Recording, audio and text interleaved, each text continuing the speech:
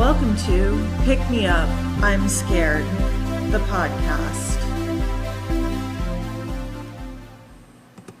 I'm your host, Madeline. I am your co-host, David. And today we are back with the final, I swear, final.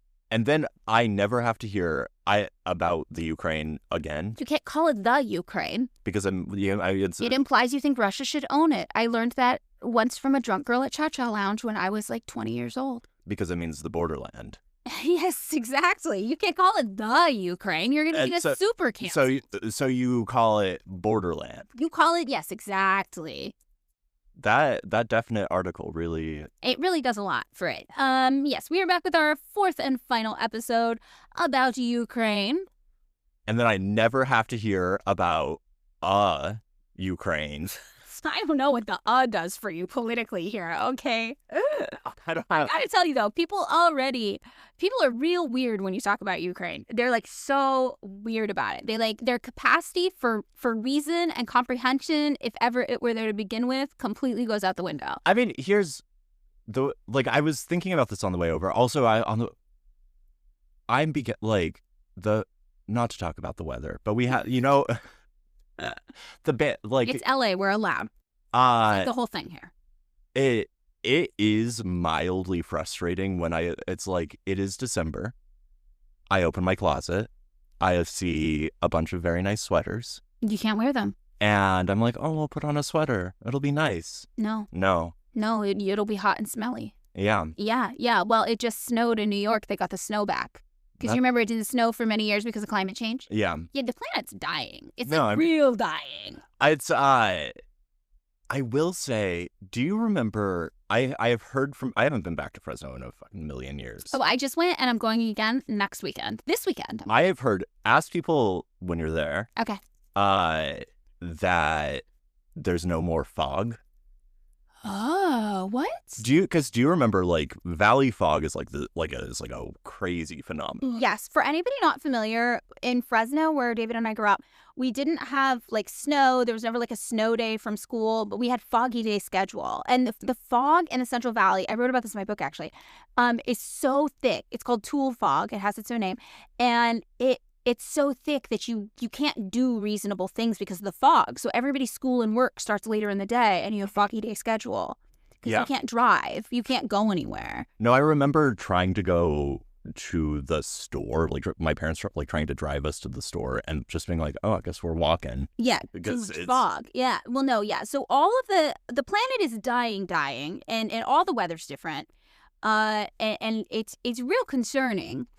There was a little bit of fog this morning in LA. Yeah. Just a mist. Mm-hmm. And I just got new sheets and new blankets. I don't think you're supposed to take them outside.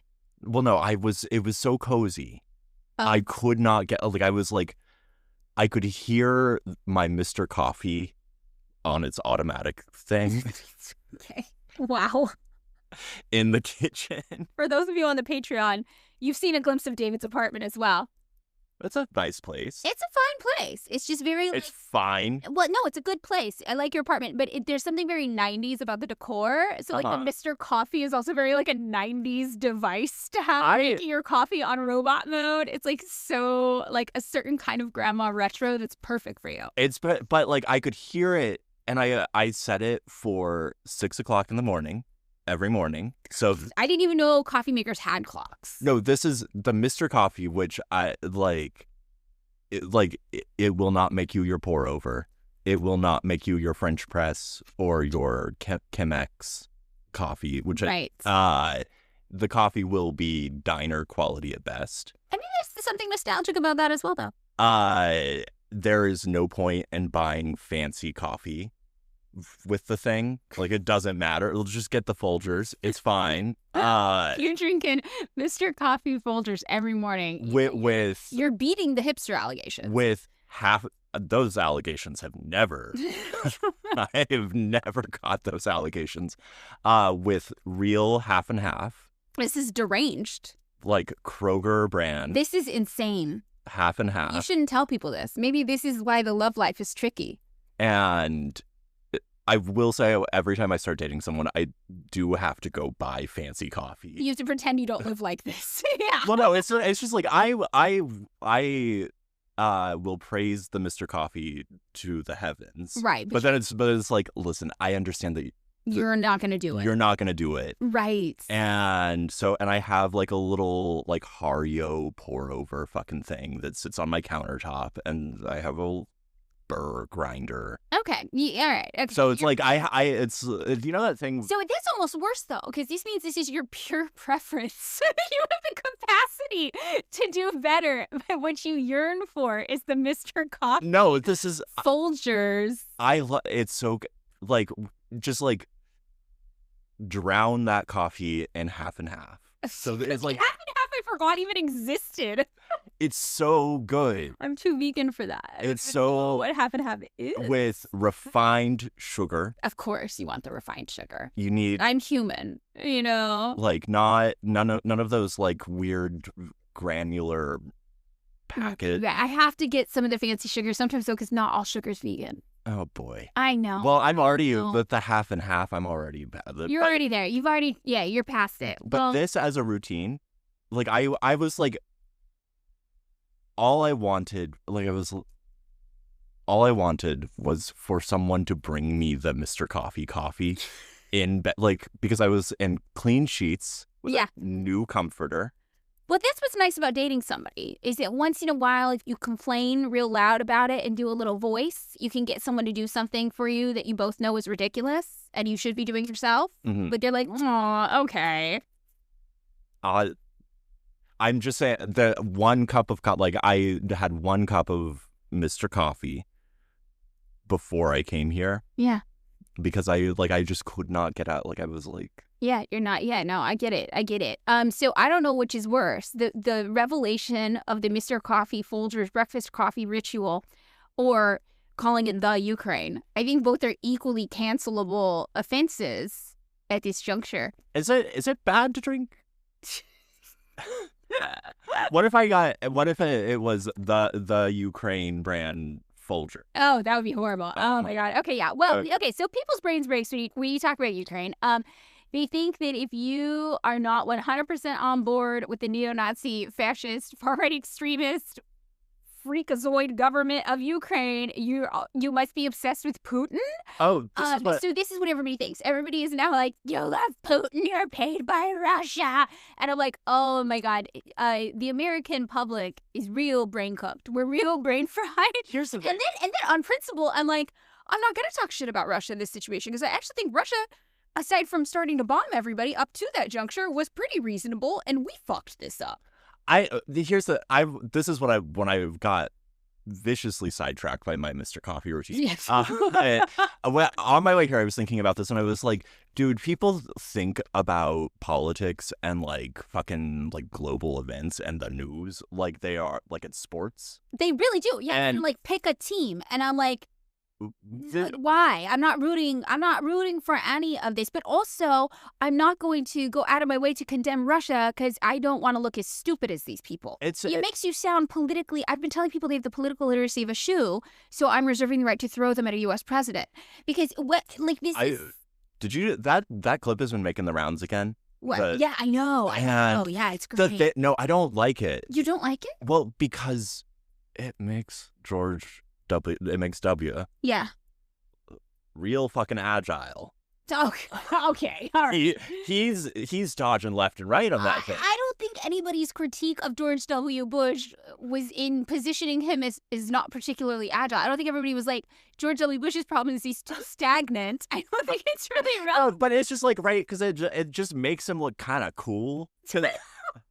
I do not think getting a shoe thrown at you makes you No, cool. but like because it's like, but if you're gonna get a shoe thrown at you, That's how you'd want to handle it. yeah. Well, Because like, think about it this way: if he had gotten like a Dr. Scholl's like insult straight to the dome and just had like the logo imprinted on his it forehead, would have been more embarrassing. like people would have been like, Our president would have got cucked. yeah, But because he dodged it, he didn't get cucked.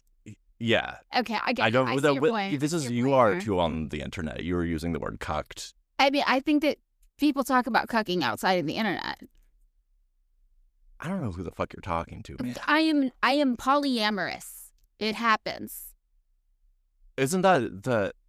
I feel like You run in the same circle. Sometimes you're dating somebody who's got a partner with a cuck thing, and then you're like, okay, to each their own, man. Oh boy. Go for it. Okay, so whatever Speaking the case. of cucking, Okay. Zelensky.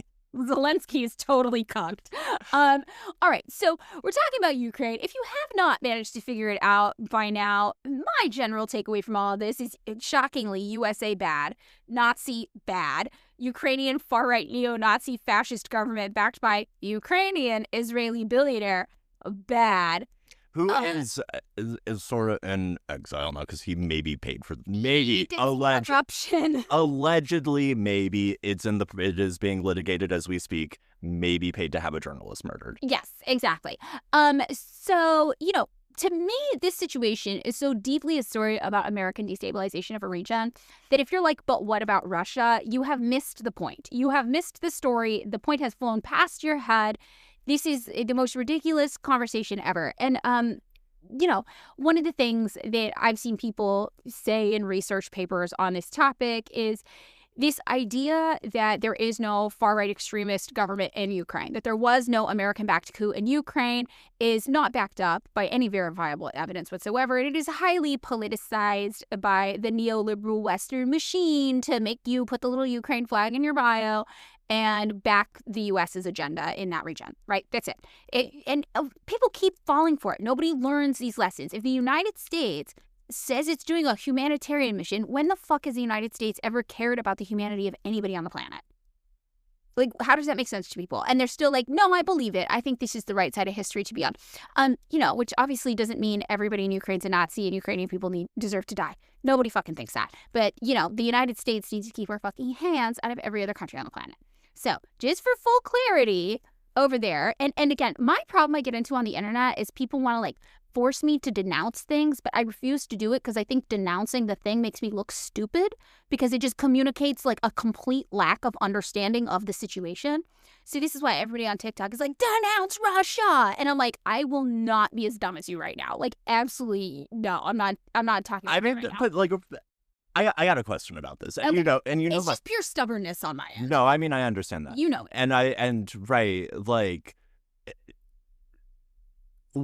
What would it do, right? Let's performative speech act this fucking thing. Okay. Right.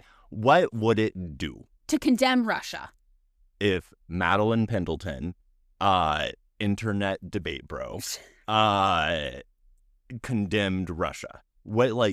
It would contribute. It would continue to no. contribute to this idea that Russia is the biggest, baddest, scariest thing on the planet, and nobody else is to blame here except for Russia. It would do material harm, I think, because you got enough people out there talking about hating fucking Russia. Okay, fine. If hating Russia is your top priority in life, we have different priorities. I don't love Russia, but my priority is certainly not hating Russia more than any other fucking capitalist country on the planet, right? I guess my thing is no Ukrainian lives will be spared. No. Either and it's weird because to continue the you thing about people treat politics and the news like it's sports or whatever. Yeah. It's what you put on you have to put on the right jersey. Yeah, basically. Right. It's who gives a shit what. Also, we're so fucking weird about Russia. Here's the thing. Russia, are they playing fair in war? No. Is Ukraine playing fair in the war? No. Is the United States playing fair in the war? No, war is not fair. War is a fucked up thing where people die and people get their kids' heads mailed to them in boxes and women are sexually assaulted in mass. War is bad. War is a bad, fucked up thing. Unless, you're fighting a proletarian revolution, whatever, you know what I mean? But most of these wars, they're not good. They're not great. People are fucking dying. It's absolutely horrible. And so for me, when I'm like, oh, that's not good, you want to look at the cause of it. You look at the root cause. And that's the thing you want to call attention to. So you want to make sure this shit doesn't happen again. And as long as you were like, Russia's the root cause of it, guess what? It's going to keep happening because you missed the root cause. The root cause is not fucking Russia. I don't know. This is your whole deal is that this is like a weird holdover, like anti-communist shit that's being misapplied or whatever. Well, why people are so weird about Russia, but not why the U.S. No, but I think because it like predates that. It's like this is some like Crimean War ass shit where it's like, oh my god, the like Asiatic menace kind of shit. Like, Well, and that's how people position it. I mean, I think Yeah. the USA, I think the USA's involvement in all of this is just very clearly, we want to do a lot of business in Ukraine that's profitable for us. There were sections of Ukraine that were hostile to us. So we're like, yeah, just go to war with Russia. Oh, I guess Russia ended up with those areas that hated us. Ha ha. Now the only Ukraine left likes us. Mhm. And we'll play ball. Like, that is our win. yeah, All of this very clearly. Okay, so that's it. Whatever the fucking case. That was a 15-minute long intro. Was Way that? too long. Oh fuck! I'm always for that. Okay. No, it's okay. So where we left off last week was in 2021. And the reason we left off in 2021 is I titled this section of our notes, "The Year That Could Have Stopped This All." And this is very true. The whole episode we've done yet, we have not even gotten to the official launch date of the war. Mhm. Right? So this is also when people are like, and then Russia attacked Ukraine out of nowhere. It's like we've just done freaking 6 hours of info leading up to, we haven't even got to the attack happening. So no, that's also a lie when people say that. So in 2021, where we kind of left off, do you remember where we left off or not? No. So basically what was going on is Zelensky had recently become elected president, right? He was funded by Ukrainian Israeli billionaire who also was funding these neo-Nazis with basically machine guns running around Ukraine trying to do ethnic cleansing to build an ethno-state in honor of a dead Nazi collaborator named Stepan Bandera. Very, very weird. The Israeli guy, Jewish, obviously backing these neo-Nazis, but whatever. Same guy, also paying Zelensky. And the neo-Nazis, fully part of the Ukrainian government, and the leader of the neo-Nazis at the time, Beletsky, is publicly fighting with Zelensky. Okay, and so- it's basically calling his bluff. He's like, you think you're in charge of the country? You're not. We're in charge of the country. And Azov just- battalion's in charge of the country because we got the guns. And just to reiterate, so you're talking about Kolomoisky, right? And like to be like, why would this Ukrainian Israeli guy he had like why would he support these neo-Nazis? He had a crazy amount of business interests, mostly in steel smelting between Georgia and Ukraine, and was concerned that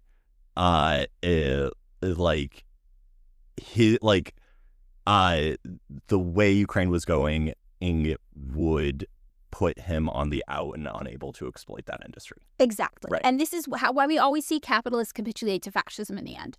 Because they can profit Yeah. off of it. They profit off of it. This guy is like, I'll even pay the fascists. See if I fucking care. Now, by 2021, Biden's administration in the United States has started assembling a task force to determine how the CIA and other U.S. agencies that invest ourselves in regime change could support like a Ukrainian insurgency if Russia decided that they were going to actually go to war. And the United States, is worth noting, knew that Russia was probably going to go to war because Russia kept saying over and over again, multiple times for years, hey, if you do this, I'm going to have no choice but to go to war. Hey, if you do this, oh, it's going to start a war. Hey, I really don't want to do this and start a war, but you're not really talking to me. Am I going to have to do a war? So this is the thing, too, where I'm like, if you're talking about Russia's fault in this, like, okay, nobody loves war, but like, as far as war goes, we had a long time to try to negotiate if we wanted, and we just flat out refused to. I do So- love that you have personified Russia. Yeah. I- Not we, like- it's Russia, the country. Yeah. So, Biden is like, Russia's going to go to war. They've been telling us they're going to go to war. The question is, how do we get involved in this, right? So that's what's going on in the United States because that's what we always do. So one former intelligence officer in the U.S. government was talking about this. And this is from, I believe, the Douglas Valentine book. If you guys want to go do it, the Douglas Valentine book is based on interviews that are on record at the National Security Archives with CIA agents. You can also go download those interviews yourself. I've done it from the National Security Archives website. It's very, very interesting. You can listen to them. So one of these former officers said, if the Russians invade, those graduates of the CIA programs are going to be your militia, your insurgent leaders. We've been training these guys now for 8 years. They're really good fighters. That's where the agency's program could have serious impact. So remember, at this time, as early as 2014, we know the United States was kind of involved in what was going on in Ukraine. Some people want to say it wasn't a coup. It wasn't a coup. We know very clearly that before the Maidan Revolution happened, the United States government was over there meeting with the basically right sector, the far right neo-Nazis who were going to pull this thing off. For like 2 months leading up to the actual revolution happening, we had multiple American government officials going there, talking to them, meeting them, doing kind of press photos with them, etc.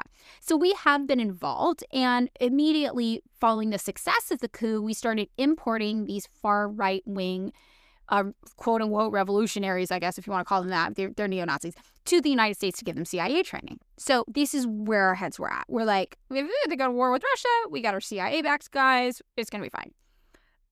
So they'd been involved since at least 2015, probably before that, and they're ramping up their presence even more. So this is also the year that the Biden administration allocated nearly $6 million in National Endowment for Democracy spending in Ukraine. And remember, National Endowment for Democracy is, David? The like kinder, gentler face of the CIA. Yes, CIA's NGO that primarily deals with propaganda and regime change. So previously, under Trump had been spending like $4 million a year, $5 million a year. Biden ups it. And this is what I say about these U.S. presidents. Regardless of what team they're on, they just yes and the last guy. And that's why nothing ever changes here and gets worse. That's why ICE budgets go up. That's why military budgets go up.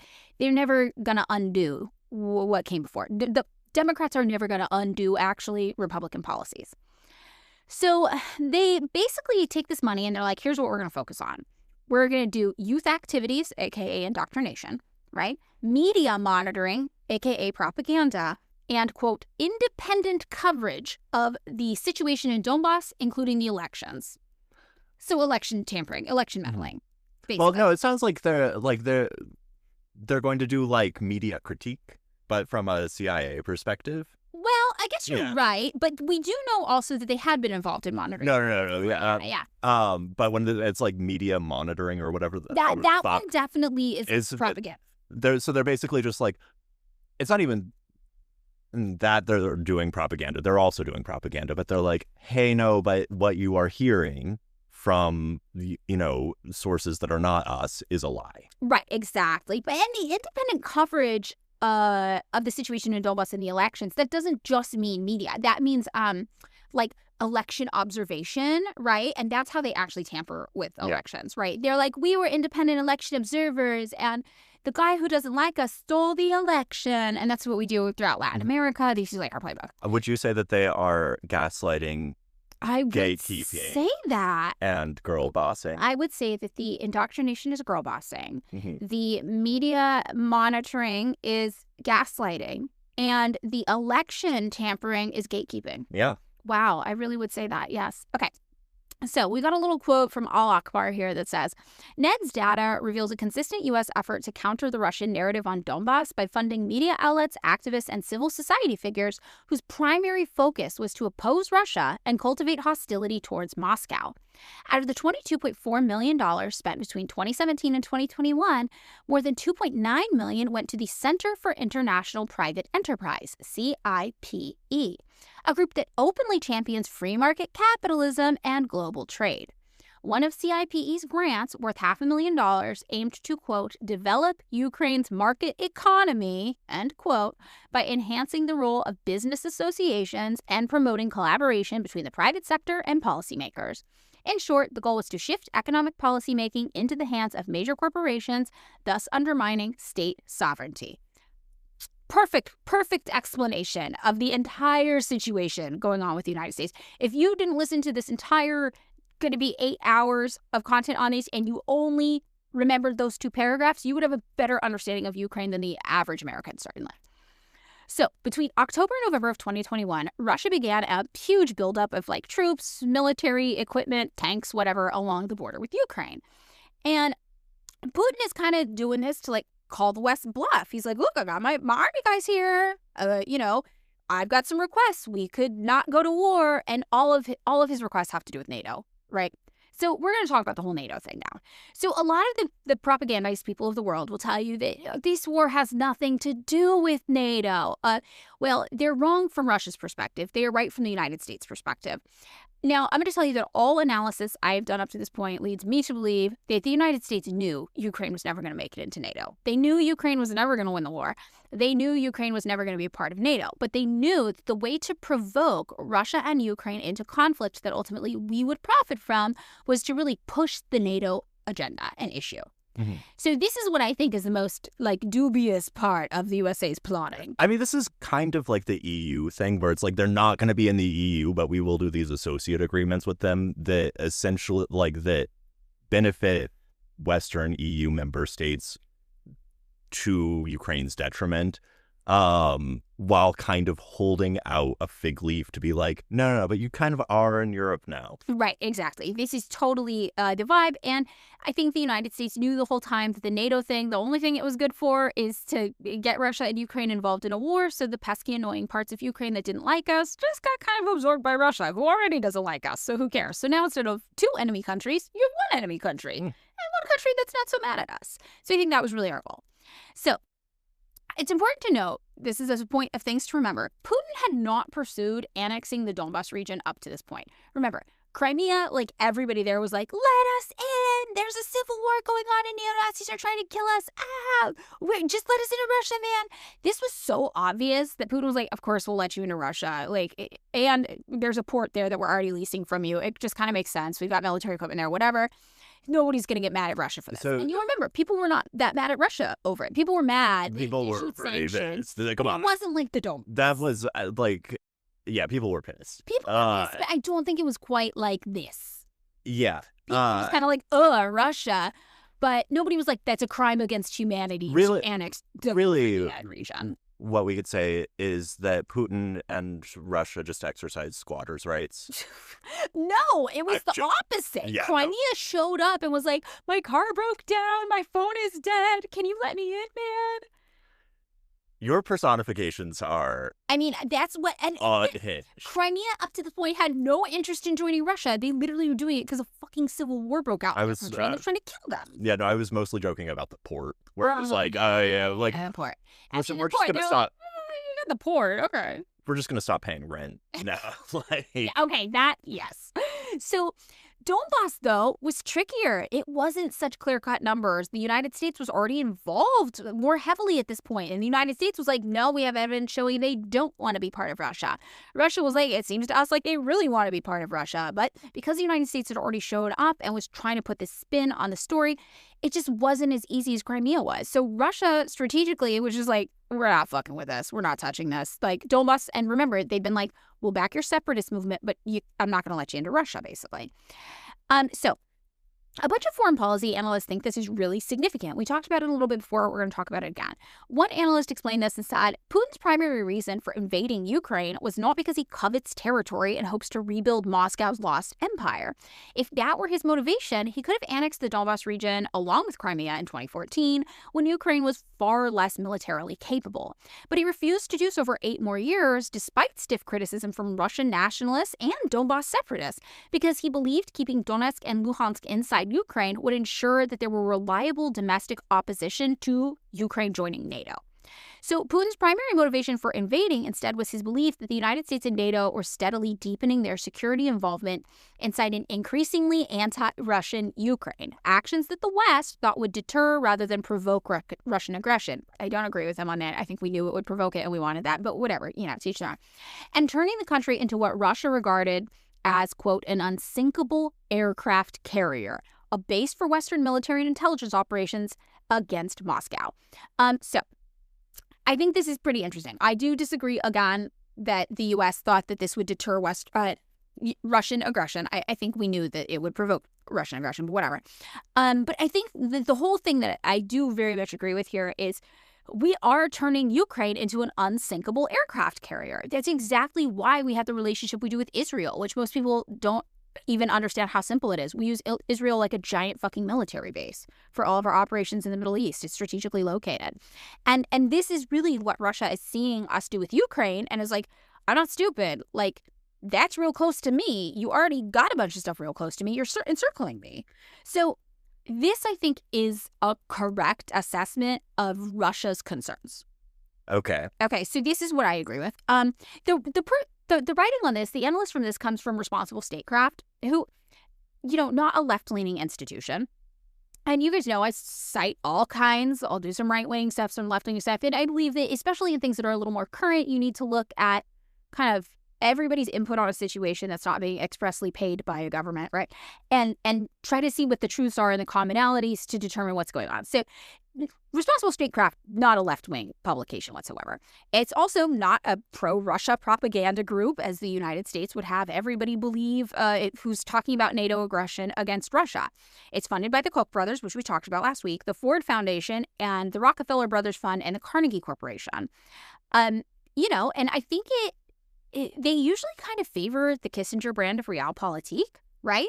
But in this situation, they're kind of calling it like it is, and I think it's an accurate assessment, again. So Putin did want veto power over NATO expansion, and he told the United States this a number of times, and he also wanted the containment of NATO forces to countries that had been members prior to 1997, which you and I talked about. It's like the USSR hasn't existed from 1991. Why do you need NATO? And that would basically remove the NATO security umbrella from Eastern and Southern Europe and the Baltic states. And we talked about this, right, also last week, how everybody was like, absolutely not. You don't get veto power over who's in NATO. And so NATO really has been the issue that's going on here. And anybody who tells you that's Russian propaganda, I'm sorry, they're just super, super propagandized, and they have not been paying attention to this at all. It's a heavily politicized issue, but that was the intention of NATO and the involvement of NATO here. Well, no, NATO's a defensive organization. What the fuck are you talking about? Like... we need to secure the European peninsula from corrupt Eastern influence. Yeah, Russia. Yeah. Russia, China. Iran. North Korea. Cuba. Cuba's not even. Okay, I'm not gonna say Cuba. They're on the axis of evil or something. Whatever the new version of the axis of evil is, they're on that list that's like, Cuba's gonna kill us all. And I think that one is so funny because I'm like, Cuba? With what? With what? With like a 1950s Chevy that is held together by twine? All respect to the Cuban people. No, they are fighting the struggle. They are holding it down. God bless their 1950s cars. I'm happy for them. But this isn't exactly a nuclear-capable country in our backyard. I think they just want to be left alone. Honestly, Khrushchev should have left the missiles there. Of all the failures of Khrushchev. So, yeah, it is NATO. NATO is the reason for Russia. It's not the reason for the United States. It is the reason for Russia. And you know what? I think it is the reason for Ukraine. Yeah. Because they just really want to be in NATO. So... this is something I don't, like... I understand the EU thing, right? Like, that makes sense to me. Like, being a part of the common market has, like, some upshots, especially if you are of the, like, bourgeois capitalist class. Yeah. Right? What the benefits are for poor people in Europe is an open question. But the NATO thing, where it's like, okay, so you get like more military, like you have like an obligation to defense or whatever, that they're like thing where it's like they all have to fight together. Yeah. Right. Which is like, yeah, but like, what is that? Who knows? I mean, Ukrainians will tell you it's because they really believed Russia was going to try to kill them. Mm-hmm. But it's like, well, it sounds like Russia wasn't trying to kill you until you did the NATO thing. So this is a self-fulfilling prophecy, I think. So we also, I believe we talked about all of this last week, so we're still kind of doing like a long catch-up.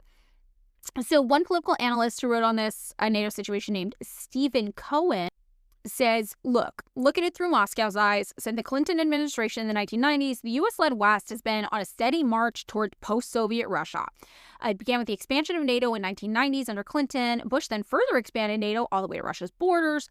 Then came the funding of what we are euphemistically called NGOs, but they are political action groups funded by the West operating inside of Russia.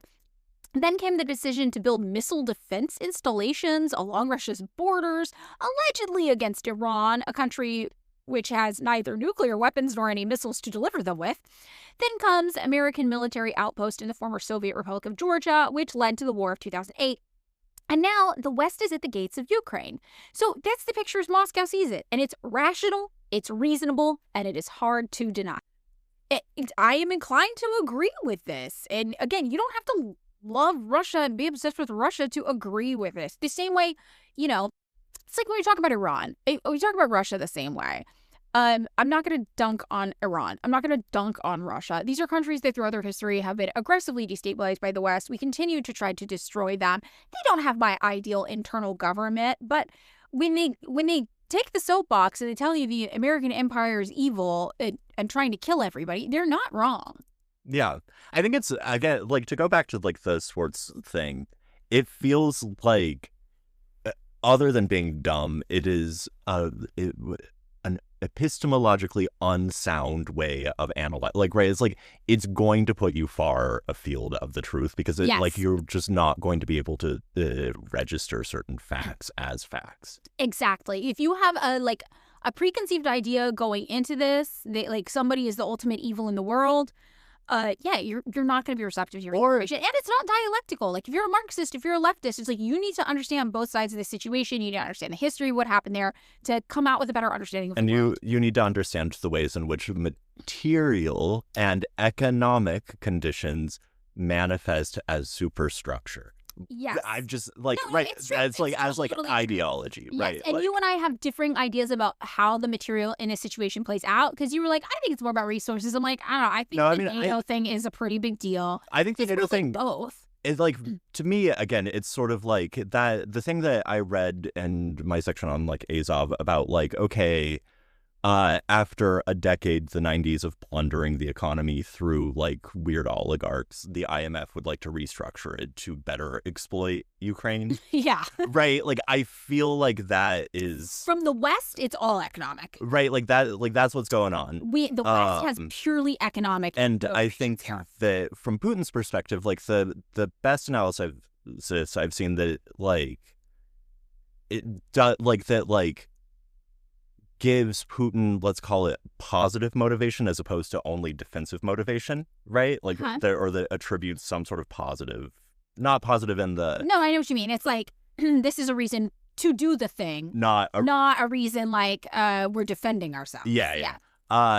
Is like the greater versus wider Europe thing that like Putin sees kind of an economic arrangement that, as I said last week, ontologically excludes Russia, right? Like just by virtue of Russia being Russia has to keep Russia out. Yeah, I think that is actually a good assessment, and it does make sense why he sent so many attempts to negotiate and make with the West, with Europe, with the United States about NATO. It's not like he was not trying to play ball. He tried to play ball a lot, and we just shut him down every time. You know, and like at that point, like the NATO stuff to the EU, like it all kind of blends together. It does. That's true. So the same year, 2021, this is when Dmytro Yarosh, do you remember him? He had started that thing before called like Yarosh's effort to, I can't remember the exact name, but basically Yarosh had been a right sector guy, a neo-Nazi guy who was like an avowed follower of Bandera, the Nazi. And he had previously been like, oh, there's too much infighting in Ukraine. I'm going to start my own like white nationalist Ukrainian ethno-state movement called like Yarosh's something like Plan to Unify Ukraine. This is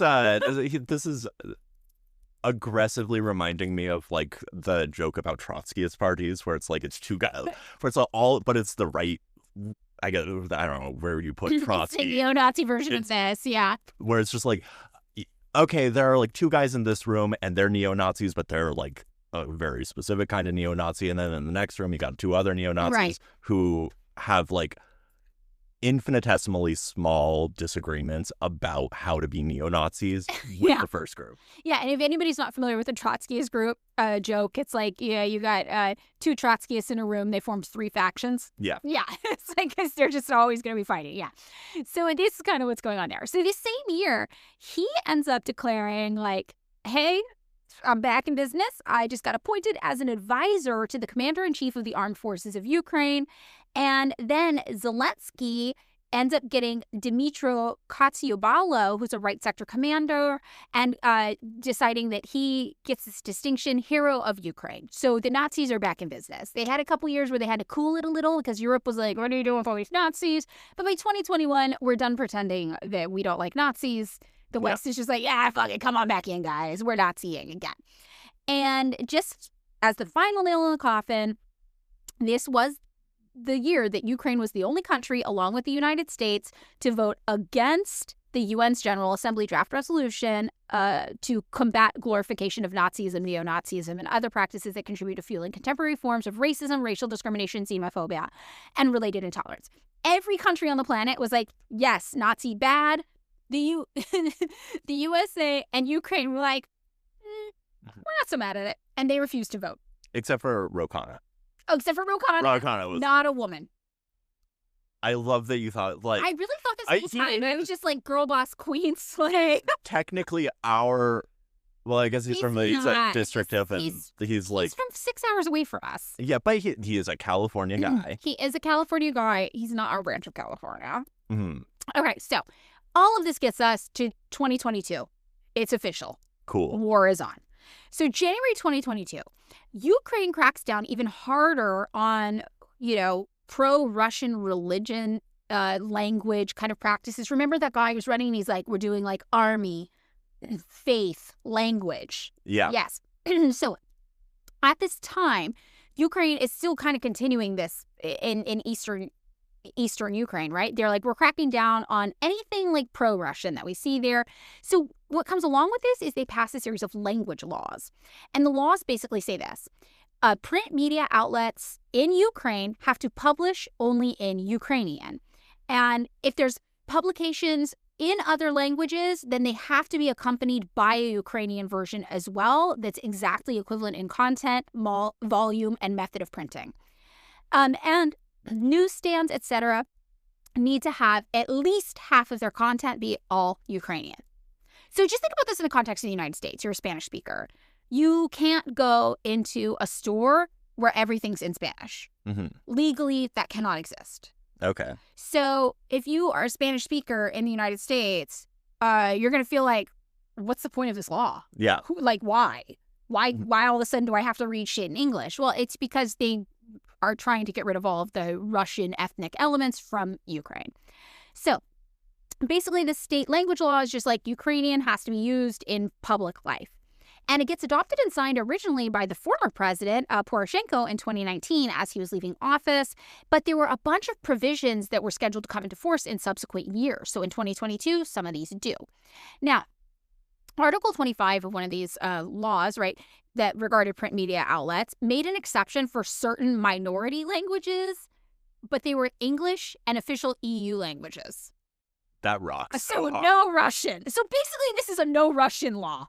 That's it. They're just and this is again with this is from the Silwa book, where at least as a second language, right, as one of the languages, 80% of Russians spoke some Russian. Yes. Right. It is the Ukraine for a reason. A large section of Ukraine is ethnically and culturally Russian. People there speak a lot of Russian. Which it might not be the main language of all Ukrainians or whatever, but like a lot of them it is. It is. And a lot of people in the eastern region in particular that were like, oh my God, Russia let us in.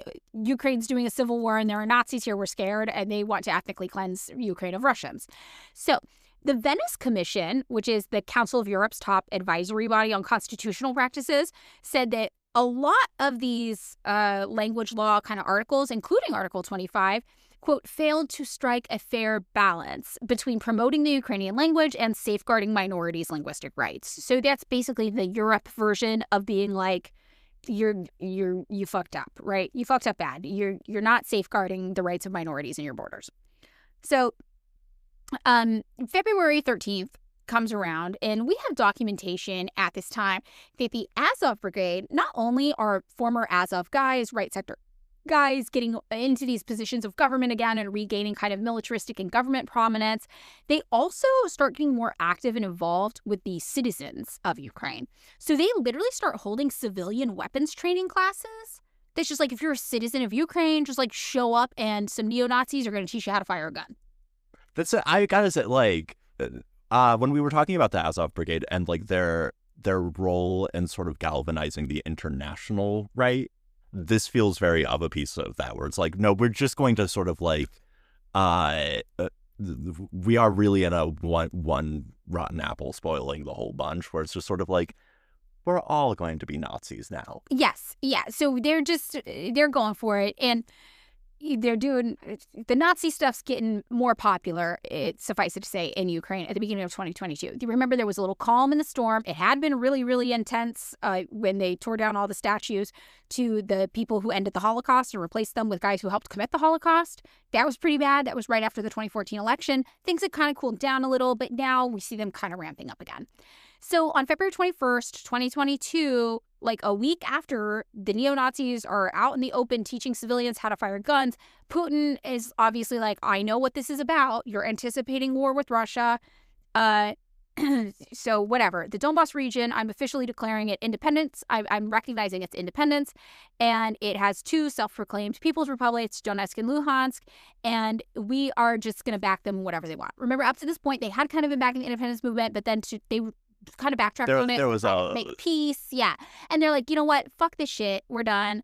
They're fully independent, and we will militaristically support their independence into our full capacity. Like, it is on.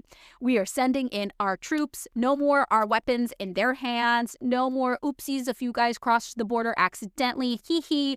No, we're officially going in. We are defending the Donbas region's right to independence. And the West responds by issuing even more sanctions against Russia. So 3 days after this, Zelensky addresses the Russian people directly. And he is like, we want peace, but we will defend ourselves. And I'm like, I don't think you want peace, because if you wanted peace, you just wouldn't join NATO.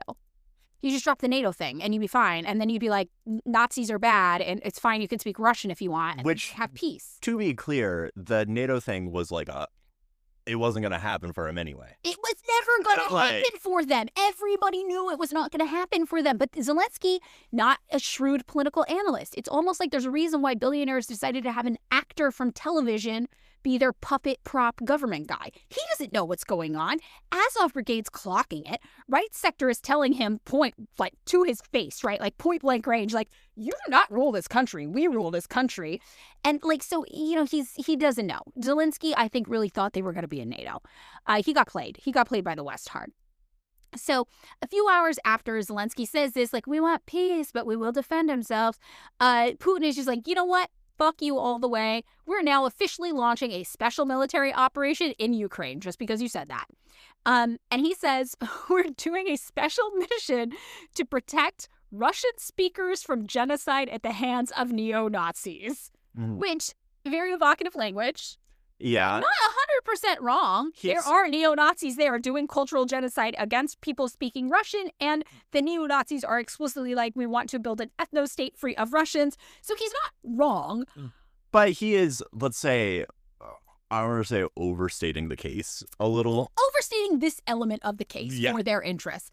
I think pretty obviously there's other... Right, it is the NATO thing, it's the EU shit, it is like the sense that Putin has tried, and there are so many examples of like, there was a summit and Hillary Clinton, back when she was Secretary of State, refused to speak with Putin. Like it's just like a fucking... Yes. And he has been regarded, like, he is a massively corrupt guy who does occasionally poison a motherfucker. You know. He's an old school kind of leader. Yeah. You're telling me you don't think Donald Trump's ever had somebody poisoned? I mean, I can't take that off the table.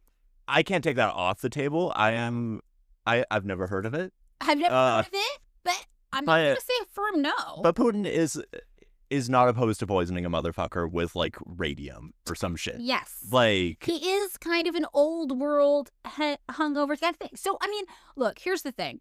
When people are like, no, the Nazi thing's not real. It is real. It is real. He's not lying. There is just more at stake for Russia than this. And the question really is, do you think Russia played this well on the international stage by saying the Nazi thing? I think he would have got more respect on the international stage by being like, you guys are freaking me out.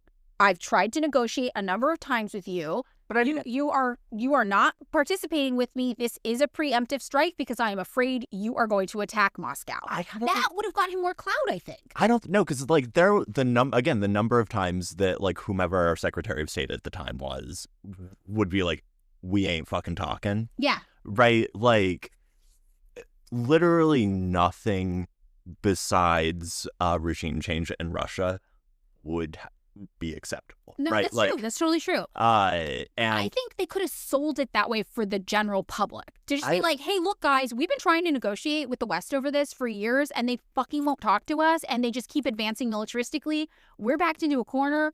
Just, we're calling your bluff. We're in war now. Not to do like a really inept analogy or whatever, but this is every time Israel is like, oh, well, like what? We had a two-state solution. What the fuck are you talking about when they talk about like the Camp David Accords and shit like that? Yeah. And then you actually look at the territory that was proposed and it's like, yeah. What the fuck? Yeah, no. Yeah. Like, yeah, so I think like, whatever. Again, this is not a lie. He is not lying. The Russian speakers were experiencing what people usually describe as cultural genocide at the hands of neo-Nazis in Ukraine. That is correct, but that is not the motivation, the full motivation for what's going on here. And Putin himself has had some Nazi guy in government. Yeah.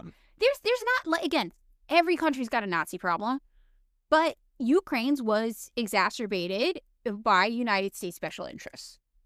Yeah. And did have more prominence. Most people kind of play the Nazi card a little lower than Ukraine was playing it. They were too loud about their Nazi shit, right? So, all right. So, within minutes of this, explosions heard major cities across Ukraine. Air raid sirens go off in Kiev.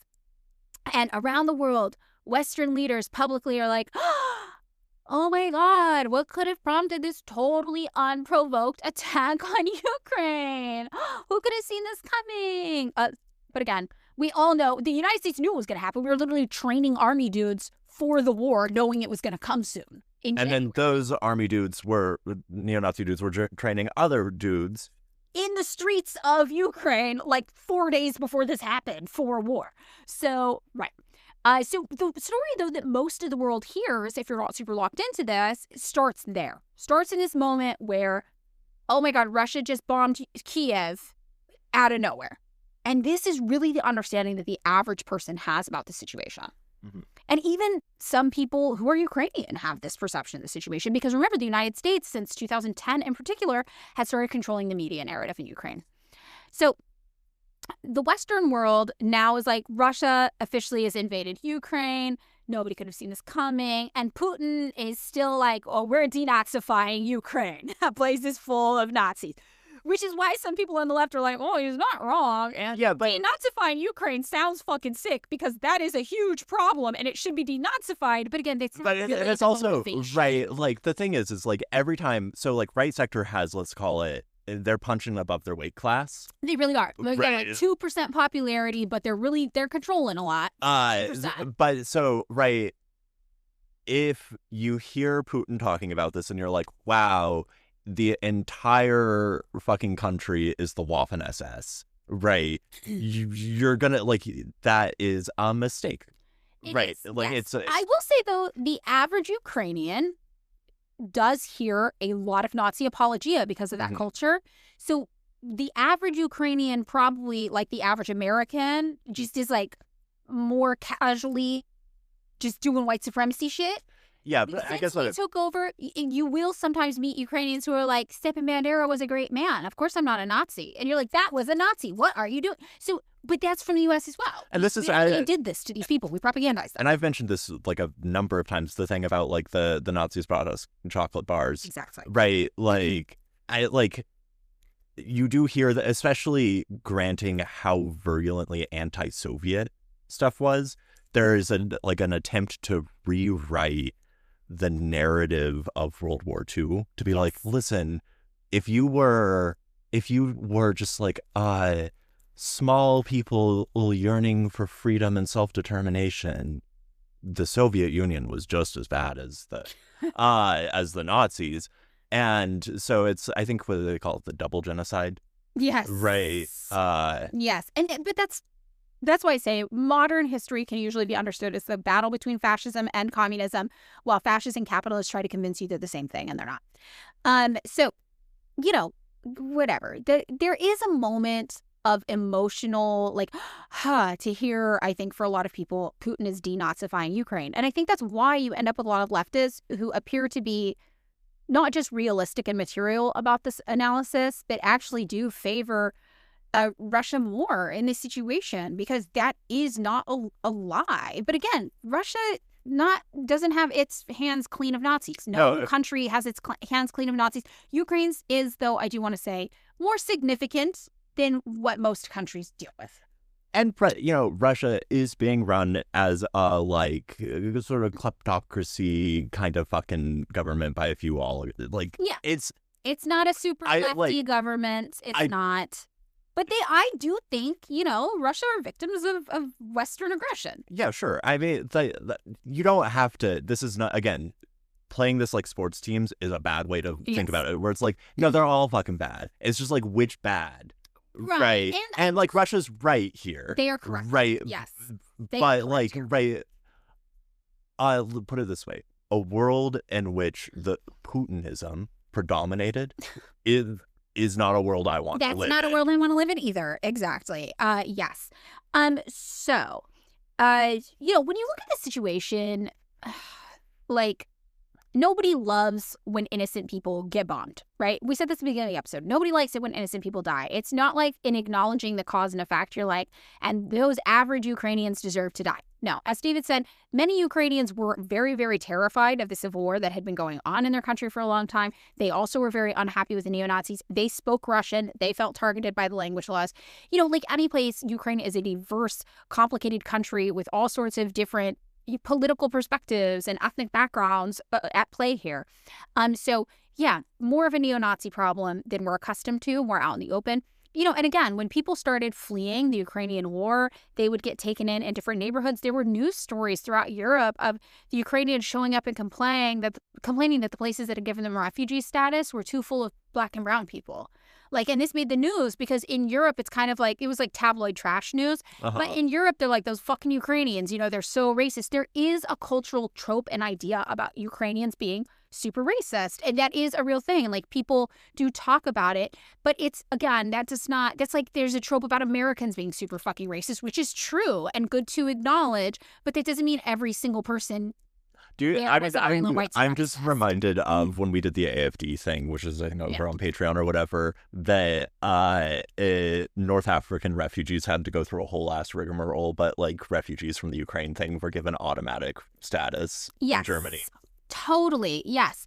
And there was also the stories that came out about the ones that were super racist not allowing black people in Ukraine to get on the buses going out of town. That made the news as well.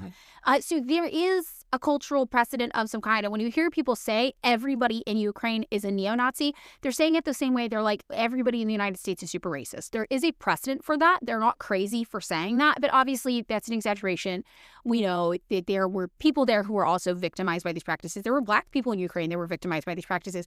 There were all sorts of people. There were just regular people who just wanted to go to their fucking job and were not political ideologues who were victimized by this practice.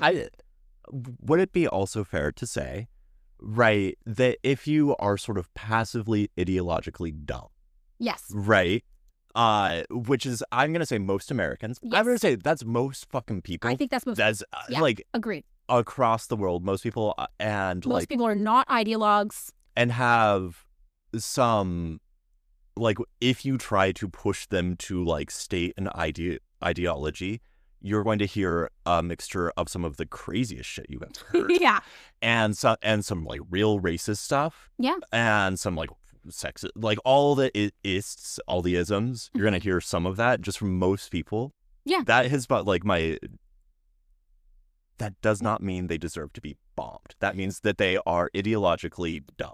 Yeah. And there is a lot, there is some of that going on here. Yeah. For sure. There are people in Ukraine who literally have no idea Stefan Bandera was a Nazi, and they support him because they think he was a Ukrainian freedom fighter because of how effective our propaganda was there. Mm-hmm. And I know people make jokes about communist re-education camps, but it's this is literally why when a communist revolution is successful, the first thing they do is open schools, because you have to teach people out of these weird, fucked up, backwards ideologies that have been put in place by power structures, specifically to control and manipulate them.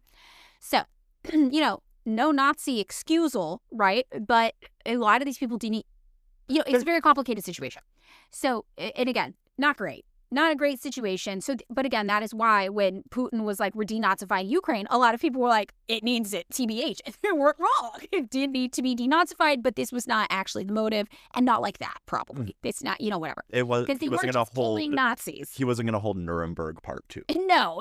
And it's war. War is indiscriminate in the bloodshed. So, the Azovstal steel plant in Mariupol, it gets kind of occupied by the Azov Brigade. Soldiers camp out there, and they actually get taken over. So they get taken over by Russia pretty easily. And Mariupol ended up becoming a huge site of fighting. And on March 16th, less than a month after the war was officially declared, 600 people were killed there in a Russian airstrike when it leveled a drama theater. So Ukrainians are everybody knew this drama theater was housing children and civilians. Russia was we didn't do this. This is a false flag thing. Azov blew it up themselves and blamed us to make us look bad. Honestly, I wouldn't put it past Azov to do that based on what we've heard about them. I also wouldn't put it past that happening just in war, because war does bad things. It's also Russia bad. could have done it. It is bad to blow up. So we don't know. Who did this. Both seem plausible to me. Ukrainian officials estimated that at least 20,000 civilians were killed in Mariupol in total, and more than 90% of Mariupol structures were destroyed or damaged during the siege. So, there were civilians being affected by this for sure. A new section of Ukraine emerged then after this, explicitly in support of Azov Brigade because of Mariupol. So these were people who were not ideologues, but they're we saw what happened in Mariupol. 20,000 civilians were killed. A drama theater was blown up. These people are fighting for us, so we're standing with them. So now the Azov battalion gets even more prominent. Azov had been incorporated into the military since 2014, 2000. It was a little after that, but yeah. So these are people who previously had been we don't fuck with them because they're neo-Nazis, but this incident really gets them widespread public support. So this really also correlates with an uptick in anti-Semitism throughout Ukraine, and actual anti-Semitism, not anti-Zionism, right? Actual anti-Semitism. So at this point, Ukraine had up to 140,000 Jewish people living within its borders. And by 2022, they were experiencing what even NBC reported as, quote, a pronounced uptick in public displays of bigotry, including swastika-laden vandalism of synagogues and Jewish memorials, and eerie marches in Kiev and other cities that celebrated the Waffen-SS.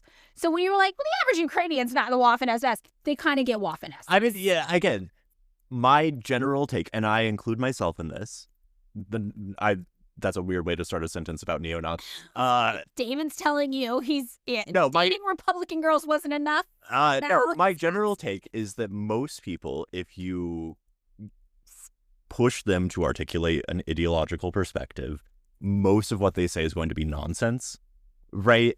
And probably extremely offensive. Right. Right. And it's just... This is the culture we've created.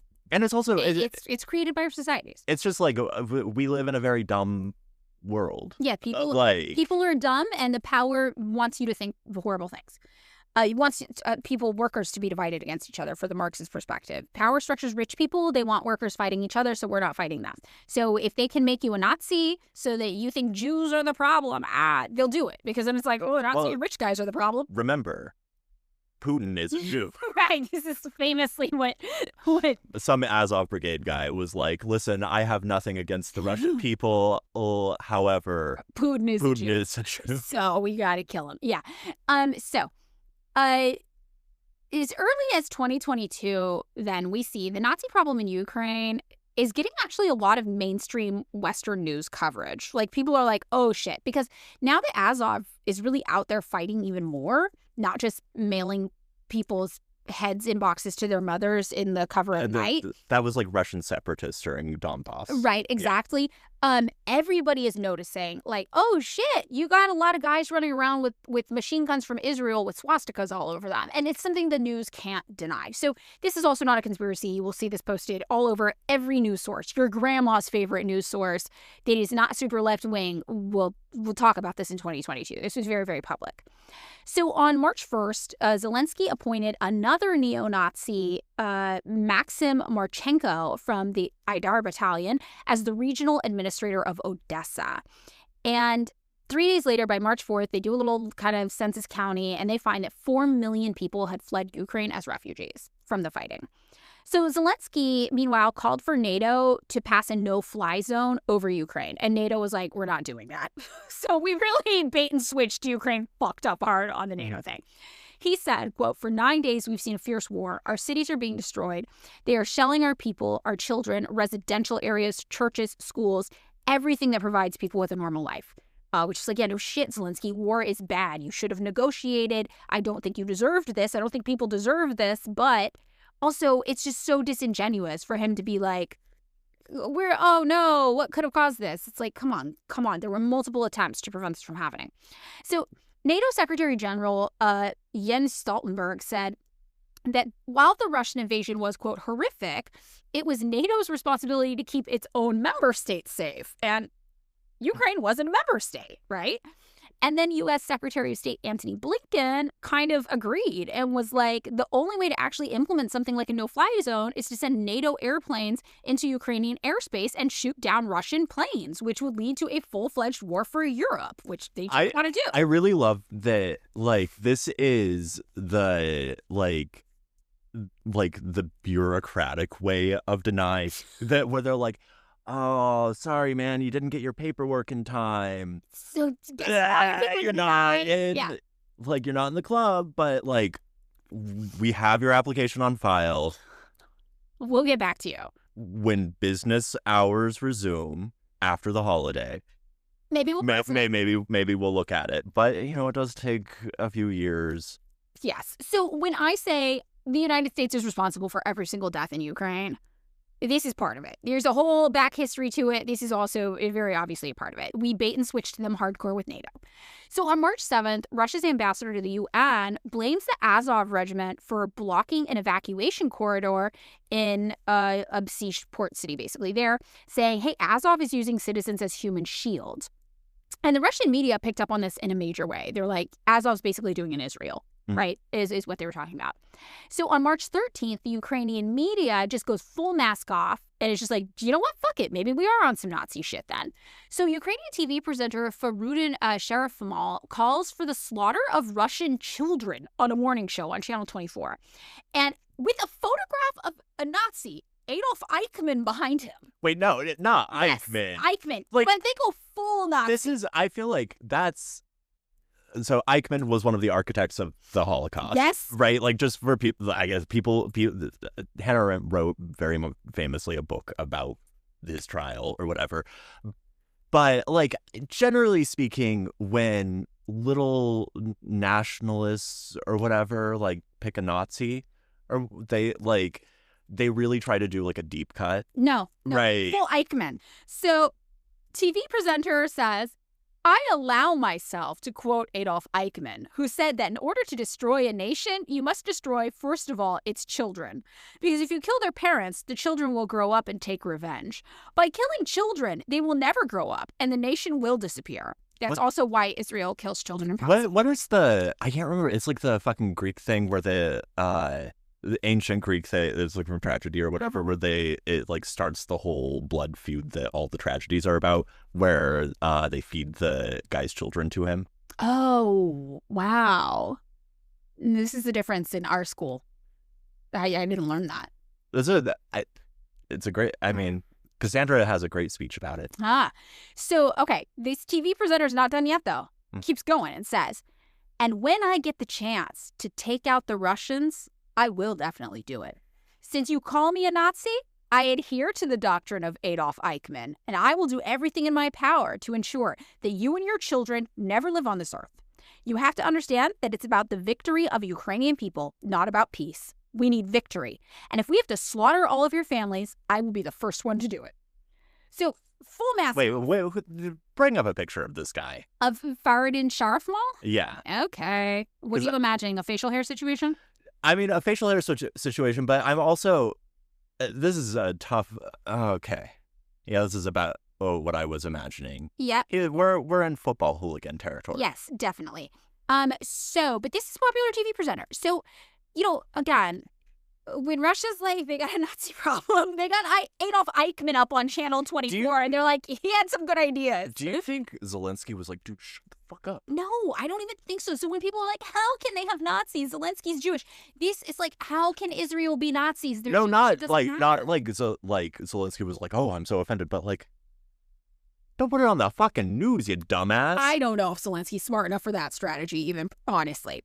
Because Zelensky's out taking pictures with swastika flags hanging up behind him everywhere he goes. With the black sun shit. Yeah, exactly. There's like a full swastika flag. Yeah. So oh, shit. Zelensky's visiting the military, and the military, of course, is very, very largely represented by neo-Nazi battalions that have been formally incorporated into the Ukrainian military. So they've got neo-Nazi shit everywhere, and he's just there, like, talking to them, smiling. So there's all these deranged pictures of Zelensky, too. I'll try to find the picture, actually. I mean, I know they have, like, because they had to, like, get rid of the wolf symbol at one point because it kept showing up in Western media. Yeah. Maybe I am not thinking of the correct thing with the swastika flag, but I'm pretty sure I just saw a picture with the swastika flag behind him. But there's like so much stuff. It's like you can't even. It's so saturated in the news. It's hard to find him in front of it. So this is from my memory. Don't take that for certain. There is a picture of him in front of a swastika. But I mean, when I was finding it. reading up on the Azov Brigade, like my understanding was like there was I believe it was Newsweek where they were like, listen. 20-30% of us are probably neo-Nazis. And this was also this is the guy who was like, Putin is a Jew. Yes. Same, so you trust him. I mean, I like that he's like, listen, I'm unaffiliated. I might be friends with some Nazis, 20-30% friends. 1 in 3 of us is a Nazi. And the rest of us are just like, we just really hate Putin. Yeah. The Jew. The Jew, yeah. So, and that guy did not consider himself a Nazi. No, yeah, that he was a Jew. Was He's like, I didn't make that connection. No, he was like, this is your average Ukrainian who says that that says they are not a Nazi, but that Putin needs to be taken out because he's a Jew. He is also a member of the Azov Brigade, so he's already a little bit. He's not average. He's not average yet. But again, the average Ukrainian by this point is really supporting Azov. Well, I mean, they are like. It's a weird situation. They are being bombed, yes. Right? Like, and that is going to have an impact on your life. Yes, totally. So, what does the Western world do? Starts pumping money into Ukraine to the tune of billions of dollars of defense aid. They also developed a strategic military partnership with Lockheed Martin at this time. Mm-hmm. Yes. So by May of 2022, fighting was intensifying in the Donbass. And with its Western aid, Ukraine was actually able to hold off Russia more than people really expected them to. And Russia, meanwhile, had become the most heavily sanctioned country in history, totally isolated from the international banking system, the EU, the US, the UK, Canada. They all closed their airspace to Russian traffic. And Ukraine, on the flip side, got totally embraced by the West as our new darlings. We were pitching them as a developing democracy defending itself against an evil neighbor hell-bent on stealing their land. I mean, I will say, total embrace. We just talked about 22, I think. No, I know. We just talked about the NATO thing. Yeah. And the bait and switch of it. Yeah, we didn't materially embrace them to that extent. I mean, but the thing is like we created like a powder cake situation where it's like, no, we are not going to actually get involved in a war in the way that like an Iraq 2003 kind of situation. We will, however, give you so many guns. And this is kind of how we wage war a lot of the time now, right? We do that. So on June 23rd, Ukraine actually gets granted candidate status in the EU. So they're Well, but the idea of joining NATO was more popular than ever because it kind of united people against Russia. So they were in this like kind of impasse with NATO. So 2023, Donald Trump enters the picture in a major way, does what he does best. He's not in office in 2023, is he? 2023. We're at Biden. We're in Biden. Yeah, we're in Biden. But he is probably president-elect by this, but no, because the election was 2024. Mm-hmm. So whatever the case, he's not in office, but he is involved, and he basically makes a video trying to make covert actions of the United States just totally out in the open. He always does this. He did this with Venezuela too. No, I He's know. like, CIA, yeah, they're all over there. And it's like, bitch, you're not supposed to say that part out loud. It's covert operations. It's supposed to be undercover. He doesn't give a fuck. So he does this with Ukraine. I kind of think as a sort like it's kind of brilliant because no news story. Well, no news story, but it kind of, he is the slop president, and by just sort of like homogenizing actual news about U.S. covert operations into slop. Yeah. It's like slipping in like a regime change into like the real lives of Mormon wives. Totally. And that's how he's treating this. So he gets it all drama-y. And so also when people are like, there's no evidence the United States was involved in regime change in Ukraine or it was a coup. Our own fucking government admits this, okay? So in this video, he says, here's a quote, "For decades, we've had the very same people, such as Victoria Nuland, who was current Undersecretary of State for Political Affairs, Victoria Nuland and many others just like her, obsessed with pushing Ukraine towards NATO, not to mention the State Department support for uprisings in Ukraine. These people have been seeking confrontation for a long time, much like the case in Iraq and other parts of the world. And now we're teetering on the brink of World War III. So he's trying to throw Biden under the bus, but it's like, bitch, you helped create this too. You were doing phone calls. You were like, investigate Hunter Biden. Like, come on. Which also, what the fuck was Hunter Biden doing with Gazprom or whatever? I have no clue. So he didn't do this because he's a nice guy who hates Nazis and he's like, I don't know about this situation. He did this because he was trying at the time to position himself as an anti-war president, which we obviously know he's not. He is actively murdering fishermen outside of Venezuela as we speak and trying to go to war with Venezuela. So he's not. But at this time, this was his brand. He was like, I'm an anti-war president because war is expensive and I'm a Republican who likes to balance the budget. Biggest load of shit. That's the most hypocritical thing that the Republican Party ever delivers because they have the most insane military budget. I actually do think, right, like, in like straight up like Milton Friedman-esque neo-lib thing, because you would just end up paying private militaries. That would be the vibe, and you could do it. You could do war on the cheap. You could probably do it on the cheap. So he then said, quote, "We could end the Ukraine conflict in 24 hours with the right leadership. At the end of my next 4 years, the warmongers, frauds, and failures of the senior ranks of our government will all be gone." So this is why Donald Trump now, today, 2025, is aggressively pushing for this peace deal. He wants to be the guy who ended this because he said in 2023 that he was the guy who could end it.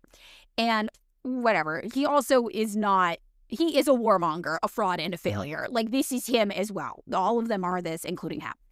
So also the same year, NATO Secretary General Jens Stoltenberg, like, maybe makes a gaffe and nobody can quite tell. So he gives a testimony to the EU Parliament. And he admits that it was specifically the United States' relentless push to enlarge NATO to Ukraine that was the real cause of the war. So what he actually says, I have a quote, he says, "The background was that President Putin declared in the autumn of 2021 and actually sent a draft treaty that they wanted NATO to sign to promise no more NATO enlargement. That's what he sent to us. And it was a precondition to not invade Ukraine. Of course, we didn't sign that. The opposite happened. He wanted us to sign that promise never to enlarge NATO. He wanted us to remove our military infrastructure and all allies that have joined NATO since 1997, meaning half of NATO, all of the Central and Eastern Europe areas. We should remove NATO from that part of our alliance, introducing some kind of B or second-class membership, and we rejected that." Wait, that last line is kind of important there. Yes, because he even was like, you don't have to kick them out of NATO, just get the missiles out of our backyard and point it at us. I love that he's like, look, what you need, like a farm league. You need not the you got to have like major league NATO. Yes. And then like all of your like, Eastern European countries that you did under Clinton or whatever, just make them be like the farm team. Just like. Yes. So by this point, the United States NATO. Everybody kind of knows that NATO is the reason for this, and still people will call you a conspiracy theorist for saying it. Well, it's So, because it's a defensive organization. of course, yes. So, Jeffrey Sachs talks about this issue a lot, and Jeffrey Sachs is an American economics and public policy analyst and UN advisor who's worked under like multiple U.S. presidents. And you kind of get the idea from Jeffrey Sachs, if you've ever watched him speak, that he's old now, so he's just saying whatever the fuck he wants. Mm-hmm. He's just like, no, fuck it. This is what's really going on with these people. But he's really professional. He gives you like his presence is like a Subaru kind of farmer's market dad or grandpa. But he's kind of like masked off now and just telling people like, this is how the U.S. government works and it's stupid and dumb. And everybody in the U.S. government is a dingbat and none of them have a plan and they just kill people by being ignorant most of the time. So he says, why does Russia oppose NATO enlargement?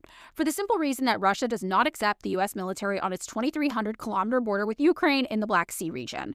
Russia does not appreciate the U.S. placement of Aegis missiles. I don't know how to pronounce that. Aegis? It's the type of missiles, the Aegis missiles, in Poland and Romania after the U.S. unilaterally abandoned the anti-ballistic missile treaty. Russia also does not welcome the fact that U.S. engaged in no fewer than 70 regime change operations during the Cold War from 1947 to 1989. It's like a 40-year period. We did 70. Mm-hmm. We were averaging almost 2 a year during the Cold War, and countless more since, including Serbia, Afghanistan, Georgia, Iraq, Syria, Libya, Venezuela, and Ukraine. Nor does Russia like the fact that many leading U.S. politicians actively advocate the destruction of Russia under the new banner of decolonizing Russia. That would be like Russia calling for the removal of Texas, California, Hawaii, and conquered Indian lands, and much else from the United States. The continuing U.S. obsession with NATO enlargement is profoundly irresponsible and hypocritical. The U.S. would object by means of war if needed to being encircled by Russian or Chinese military bases in the Western Hemisphere, a point the U.S. has made since the Monroe Doctrine of 1823, that the U.S. is blind and deaf to the legitimate security concerns of other countries. And this is kind of a mic drop moment, I think, from Jeffrey Sachs. He's correct. So over in Ukraine, the monument they had made, meanwhile, to the grave of the Red Army general who helped save Ukraine from the Nazis was demolished.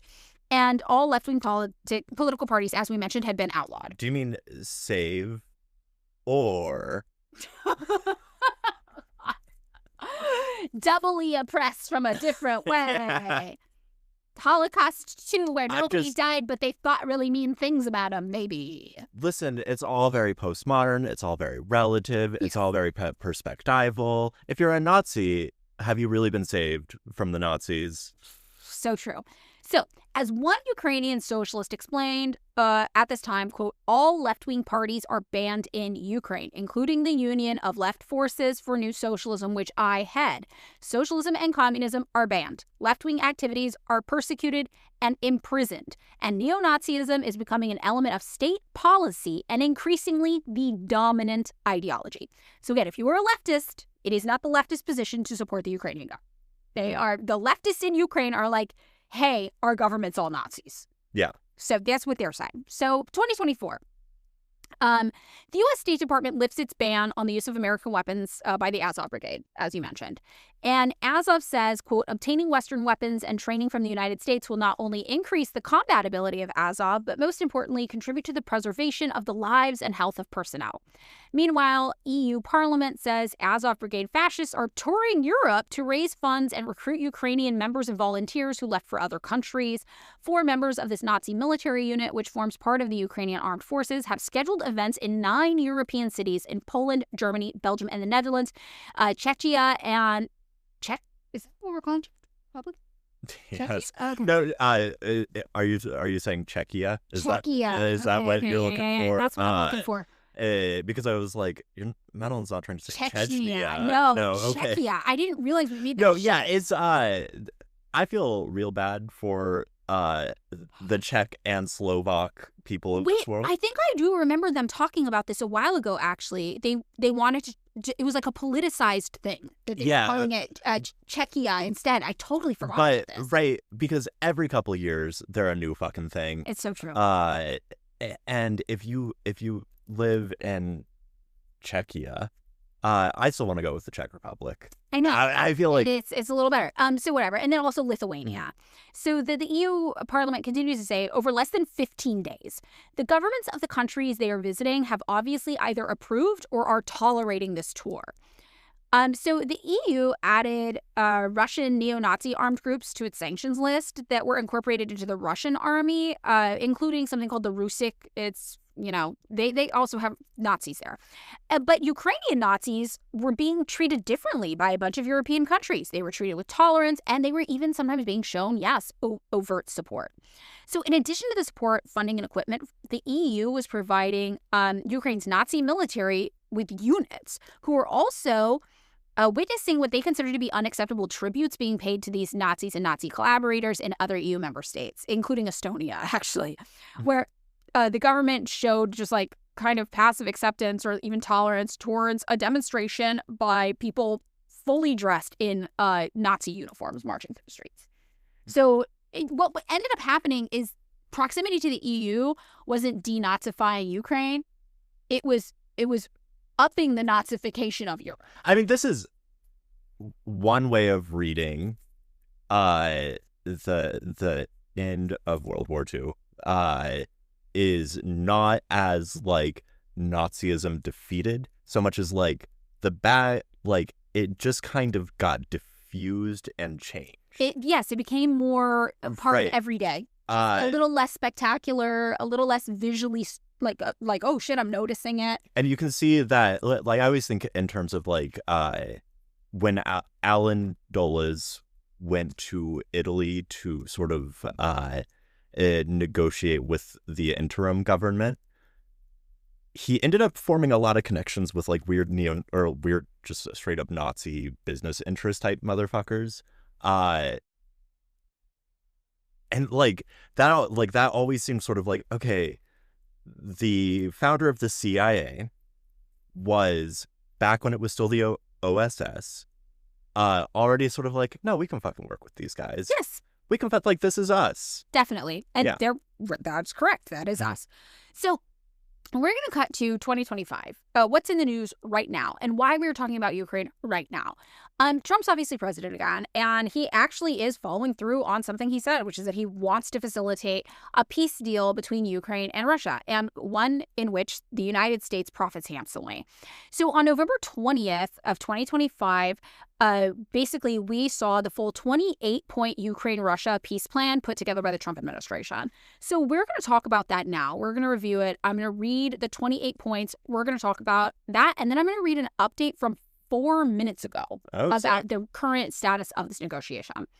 So basically, this deal is really bad for Ukraine that Trump proposed. It's not great for Russia, but it's not horrible, and it is awesome for the United States. Also, it's my understanding, like, there was a point at which, like, Russia also has a weird private military thing called the Wagner Group, or whatever, that kind of went on, like, full rebellion at one point because they were just like, we're not having this. We don't enjoy dying in this stupid war. Right. Russia has wants this to fucking stop too. Yes. Or like everybody wants it to end. Yeah. Okay. So, here's the full plan. We're going to go through all 28 steps. Number 1, Ukraine's sovereignty will be confirmed. That's fine. That's just like Ukraine doesn't become a part of Russia or something. Ukraine's its own country. Number 2, a comprehensive non-aggression agreement will be concluded between Russia, Ukraine, and Europe. All ambiguities of the last 30 years will be settled. So it's just like any complaints you had with each other in the past 30 years, it's done. I'm not talking about it anymore. No, I love that it is very much the like Alexander cutting the Gorgon's knot, where it's just like, we're just not talking about it. Yeah. By fiat, we are just going to solve all problems by saying the problems are solved. If you still have a problem with it, shut the fuck up. Yeah, it's done. We're done. So, number 3, it is expected that Russia will not invade neighboring countries and NATO will not expand further. That's kind of a big one. They snuck 2 really big ones in there. I mean, I think it's essentially like the bit, like if they just stopped there, the whole thing would be done. This would just be done. That's all Putin even asked for to begin with. Yeah. Like, hey, I don't want to go to war. Could you guys just not expand NATO? And we were like, fuck you. Which is why I'm like, we wanted to go to war for a reason. The outcome of this war was desirable for us. And we'll see what the outcome is probably going to end up being. To be clear, losing a lot of territory was desirable to us because we lost the parts of Ukraine that hated us. to be clear, we did not go to war. I want, like, put it this way. The American people. The American people did. You're right. Right. I want to make that really clear. No, this it is important. You're right. It is, like, whatever you want to say about the ideology of everyday Ukrainians, it is everyday Ukrainians who are suffering because of this. Yep. Right. We sacrificed the lives of Ukrainians for our own profit in a proxy war against Russia that we knew would not cost us any American resources or lives in the end. Well, I mean, Resources, military aid, that it has benefited the military industrial sector of our economy exactly. massively. Exactly. Hundreds of billions of dollars. I don't know what the fucking total is now, but to be able to supply that. Yeah. That deal with Lockheed Martin. Yeah. Yeah. So, number 4, dialogue will be held between Russia and NATO, mediated by the United States, to resolve all security issues and create conditions for de-escalation in order to ensure global security and increase opportunities for cooperation and future economic development. I am thinking, we'll get into this at the end. I have some thoughts about the other peace treaty that Donald Trump is taking credit for, and some parallels. Okay.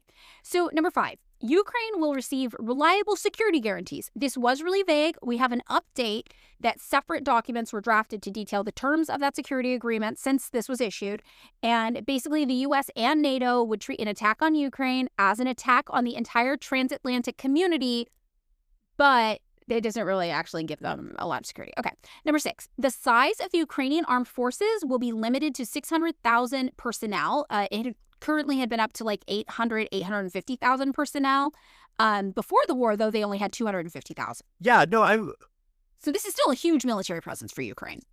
And, like, there was a point at which they were, like, before the Donbass thing, it was, like, in the, like, thousands. Yep. Right. Really, really low. So, that's kind of significant, but not really. It's still a lot of people. Number 7, Ukraine agrees to enshrine in its constitution that it will not join NATO, and NATO agrees to include in its statutes a provision that Ukraine will not be admitted in the future. This one's wild to me. They have to change their constitution to be like, we will never be in NATO. And NATO membership is the one thing Ukraine wanted out of this. I mean, which they were never going to get. And the United States knew that, and we played them like a fool. It was like a carrot on a stick for them to basically go to war with Russia for our profit. So, number 8, NATO agrees not to station troops in Ukraine. There's a little note here that says NATO countries, including France and the UK, have been working on separate proposals that would include small numbers of European troops on Ukrainian soil after the war. This plan appears to disregard that possibility. Okay. Number 9, European fighter jets will be stationed in Poland, ostensibly just in case shit gets wild in Ukraine. Mm-hmm. They're like, we got some EU fighter jets in Poland real close to you. This is also at the time in which, like, again, when we did the AFD episode, one of the things that we talked about was German rearmament and how stoked everyone was on it. Yeah. Right? Or whatever, where I believe they were doubling their defense spending. And everyone was like, holy shit, fuck yeah, we're also going to double our defense spending. So it is... Listen, if you got a bunch of guns, why not? Yeah, why not use them? I guess this is a real not to quote a Russian guy here. Chekhov's gun situation. Wow. So number 10 is the U.S.'s guarantee. First things first, the U.S. is going to receive compensation for the guarantee. We're getting paid.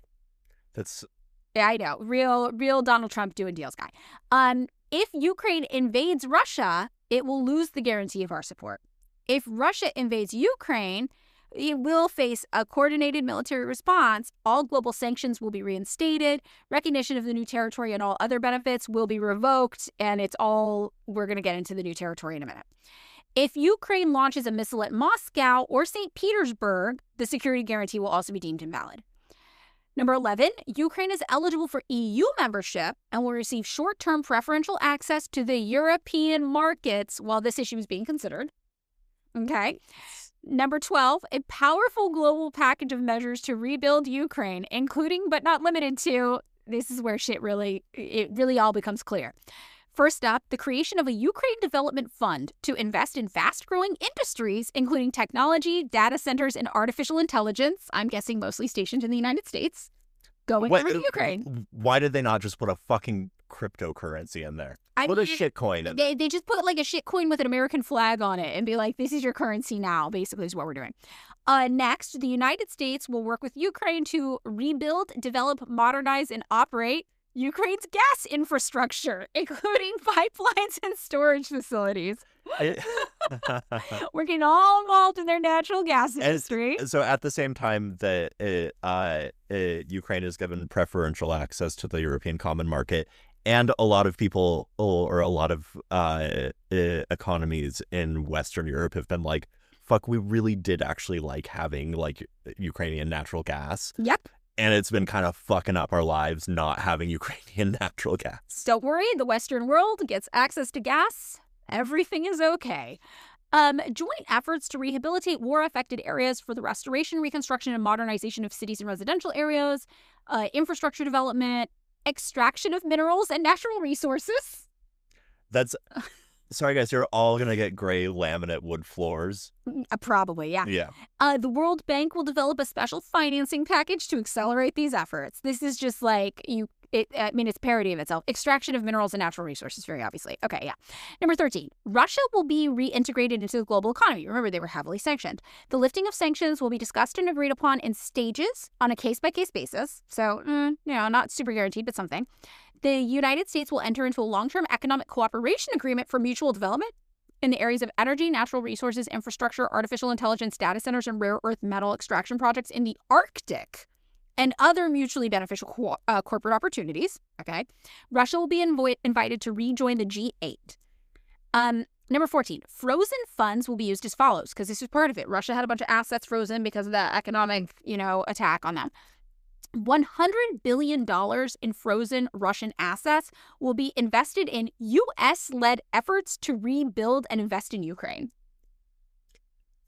Which is wild. So Russia loses $100 billion, and the United States basically gets to invest Russia's $100 billion in shit we think is going to be profitable. I mean, to be clear, it's presumably like a bunch of Russian billionaires. Yeah. Frozen assets are going to be like... It's true, but still, we really are profiting big time. And in case it wasn't obvious how much we're going to profit, don't worry, they included a line item. The U.S. will receive 50%, 50, of the profits from this venture. This is a wild deal. Europe will add $100 billion to increase the amount of investment available for Ukraine's reconstruction, and frozen European funds will be unfrozen for people who are allying, I guess, with Russia in this. The remainder of the frozen Russian funds will be invested in a separate U.S.-Russian investment vehicle that will implement joint projects in specific areas. This fund will be aimed at strengthening relations and increasing common interest to create a strong incentive to not return to conflict. Number 15, a joint American-Russian working group on security issues will be established to promote and ensure compliance with all provisions of this agreement. Number 16, Russia will enshrine in its law a policy of non-aggression towards Europe and Ukraine, which it seems fine with anyway. Number 17, the United States and Russia will agree to extend the validity of treaties on the non-proliferation and control of nuclear weapons, including the START 1 treaty. Maybe it's START... Yeah, I think START 1 treaty. Number 18, Ukraine agrees to be a non-nuclear state in accordance with the Treaty on the Non-Proliferation of Nuclear Weapons. Now, this is significant because one of the reasons that the United States is involved in Ukraine is that Ukraine basically gave up its nuclear program in exchange for U.S. protection back in the day. Listen, if you are a dictator or the leader of a country, never give up the nukes. Do not give up the fucking... Do not give up... That is the stupidest fucking... The only reason North Korea is still standing? Yeah. They won't give up the nukes. If you have any kind of weapon of mass destruction... Keep it. Keep it. Keep it. Don't never give it up. Okay, number 19. the Zaporizhzhia nuclear power plant was something that had been in like disputed territory, and Russia did want it and Ukraine wanted it too. That, they said, would be launched under the supervision of the IAEA, and the electricity produced would be distributed equally between Russia and Ukraine 50-50. Number 20, both countries undertake to implement educational programs in schools and society aimed at promoting understanding and tolerance of different cultures and eliminating racism and prejudice. Oh no, they have to go to like a diversity training thing at work. They really do. Ukraine will adopt EU rules on religious tolerance and the protection of linguistic minorities, so they have to drop their weird language laws. Both countries will agree to abolish all discriminatory measures and guarantee the rights of Ukrainian and Russian media and education. Now, the next one is a big one. All Nazi ideology and activities must be rejected and prohibited. That is how you get rid of Nazism. Yeah, you're just like, no. No. What about the statues they built to Bandera, though? What about the street names? They're going to put them all down and make new statues. Of Kunst. Of Donald Trump. I guess. Zelensky? So, territories is the next one. This is number 21. Major. Crimea, obviously Russian. Mm-hmm. We all saw that coming. Luhansk and Donetsk, also Russian. It says de facto Russia, right? Like, Yeah, so, we'll see if they want to do their independence thing. so I think what it's like, that is the most shrug of the shoulders way of like ceding giant and economic These are huge areas of territory. and hugely economically significant, right? Yes. Whatever you want to fucking say about like the motivations. This is, there was one quote that when it was looking at what Russia was going to gain from this was like, this is going to amount to something like 4 trillion in like natural resources in the ground or whatever, Yeah, which is like, it's a lot. I mean, also what's wild is that, remember, Russia didn't even want to take over Luhansk and Donetsk for a couple of reasons. They didn't want to launch this massive conflict. They also, though, remember, they were like, it's more advantageous to us to have people who like Russia in Ukraine still. And the United States was like, it's more advantageous to us to have nobody who likes Russia in Ukraine, so we can do whatever the fuck we want in Ukraine. So they ended up with this territory, which, not really their goal, but it's just pretty wild, because if the Western narrative is that Russia's on some, territory hungry money grab type thing, it's like, well, they didn't even ask for this and they ended up with it at the end. I mean, it's this is where all of the steel smelting shit Exactly. is. And as I understand it, a lot of the like coke comes from Georgia, which they also have very advantageous relationships with. Cocaine or soda? Soda, the Coke bottling. I'm like, does Georgia grow cocaine? What are you No, coke, the stuff to use to make steel, the raw minerals used to make steel So that's- is a Georgia. But there was a bottling plant involved in all this too when we were talking at the beginning of the first episode. Oh, Yeah, that's what I thought you were referencing. no. And then I was like, cocaine. I love that. I But said I know about smelting steel. but we were on the topic of smelting steel. Okay. And you were like, I was like, cocaine. I told you about the Leninist. No, oh, yeah, the cocaine, the coke high Leninist. Yeah. Yeah. Yeah. Very, very funny. Okay. So next up, we have 2 regions that are kind of still fighting zones. And they're basically like, these 2 smaller regions are going to be frozen along the line of contact. So just recognition, Ukraine or Russia along the line of contact. Russia will relinquish other territories that it controls outside of these regions. And Ukrainian forces will withdraw from the part of Donetsk Oblast that they currently control. And the withdrawal zone will be considered a neutral demilitarized buffer zone. We're building a DMZ, like between North and South Korea. Oh, that's sick. We're going to get our own Yeongmi Oh, Yeongmi Park. Park. Yeongmi Park. Yeah. Yeah, it's going to be We're so going to get a interesting. Ukrainian Yeongmi Park. That's going to be Yes. so sick. I wonder what the plastic surgery will look like. Oh my God, I can't wait to see. So this would be internationally recognized as territory belonging, though, to the Russian Federation, but Russian forces would not be allowed to enter the zone. This is like having a room in your house that you can't go into. Yes, you can't go into it, yes. So number 22, after agreeing on future territorial arrangements, both the Russian Federation and Ukraine undertake not to change these arrangements by force. Any security guarantees will not apply in the event of a breach of this commitment.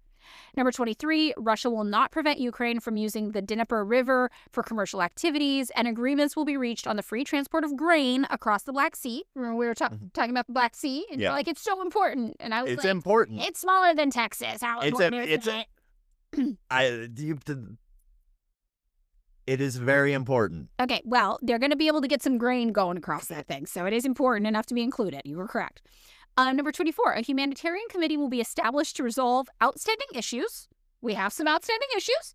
First of all, prisoners and bodies will be exchanged on an all-for-all basis. I mean, that's normal. Prisoners and dead retreating, yes. Second, civilian detainees and hostages will be returned, including children. They have to including children. They thought, what, these countries are just going to steal the children and not include them? Like, that seems like a weird provision, including the children. Well, there was that one guy who was like, well, I'm killing Russian children. I mean, I guess you're right. You're totally right, yeah. Okay, next, a family reunification program will be implemented, and measures will be taken to alleviate the suffering of the victims of the conflict. Real vague. Okay. Number 25, remember, Zelensky stopped holding elections. So when you think about who the Western world calls a dictator and who doesn't, Yeah. I think about North Korea a lot. I've been talking about North Korea on the internet a lot. Boy, stop.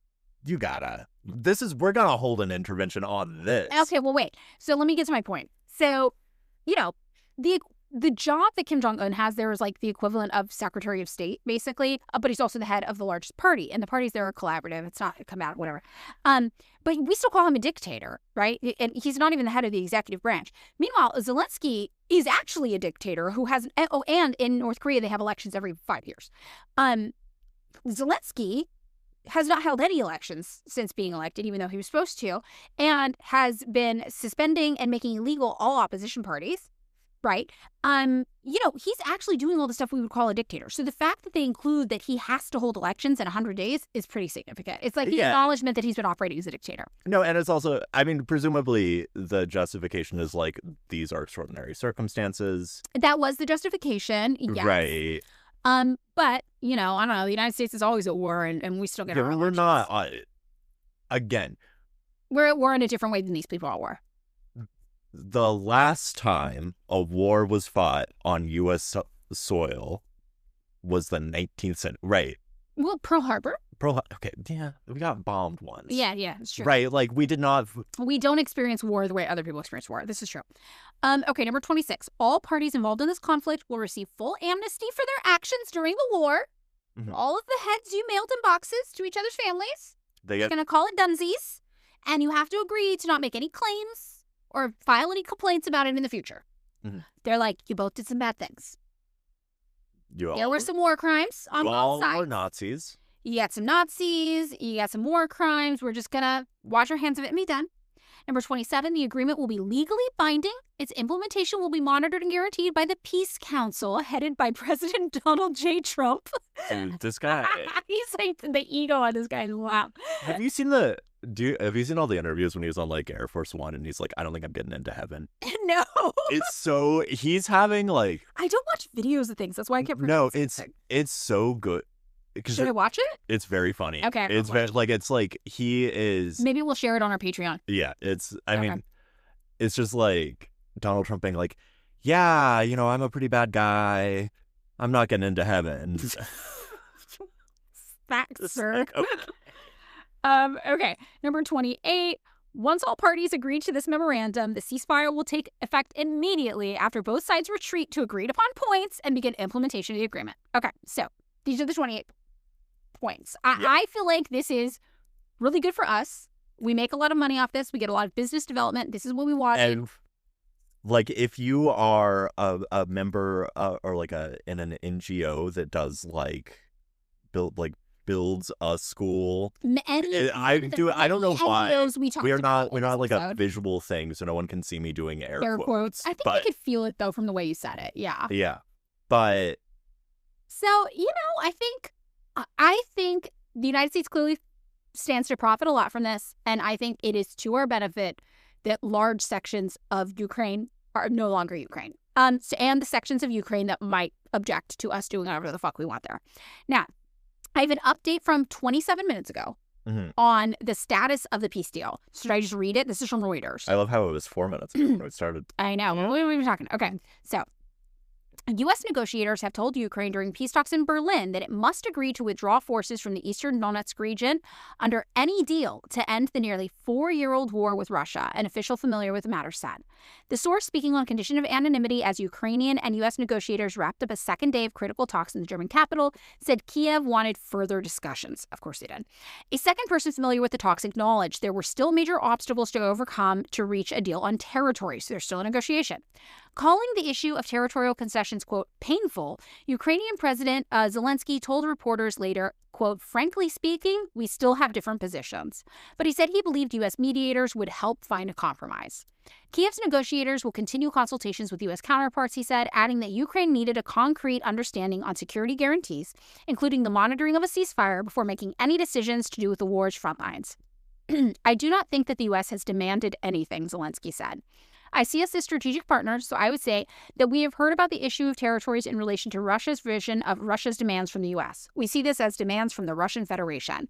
U.S. officials told reporters by conference call they had secured agreement on 90% of the issues, though long-standing territorial issues remain. One said, quote, we've got multiple different solutions to bridge the gap that we are suggesting to them. Ukraine has said previously it would not cede territory to Russia, which has taken almost 20% of the country in its east and south since its full-scale February 2022 invasion. A European source briefed on the latest talks said Russia had not yet budged on its territorial demands. The atmosphere is good, but the goals remain quite far apart on the core. Zelensky has been holding talks in Berlin with U.S. envoy Steve Witkoff and President Donald Trump's son-in-law Jared Kushner, as well as European leaders.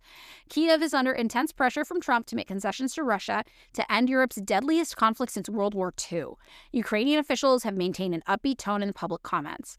Over the past 2 days, Ukrainian-U.S. negotiations have been constructive and productive, with real progress achieved. Rustem Umerov, Secretary of the National Security and Defense Council, wrote on X earlier on Monday, Twitter. The American team led by Steve Witkoff and Jared Kushner are working extremely constructively to help Ukraine find a peace agreement that lasts. A U.S. official told reporters later that under the deal being discussed in Berlin, Ukraine would receive security guarantees similar to those provided in Article 5 of the NATO treaty, which requires the alliance to come to the defense of any member that comes under attack. Another U.S. official said Russia was open to Ukraine joining the EU and that Trump wanted to prevent Russia from encroaching further westwards in Europe. One official said security guarantees, including deconfliction, and oversight of any deal were the major focus of Monday's talk, and that Article 5-like guarantees were something Trump believed he could get Moscow to accept. Next steps would be taken up with Zelensky at dinner on Monday evening, with Trump putting in a call. That's today that we're recording. Working groups are expected to meet in the U.S. during the coming weekend, possibly in Miami, one of the officials said. Ukraine said on Sunday it was willing to drop its ambition to join NATO in exchange for Western security guarantees, but it was not immediately clear how far talks had progressed on that or other vital issues such as the future of Ukrainian territory, and how much the talks in Berlin could persuade Russia to agree to a ceasefire.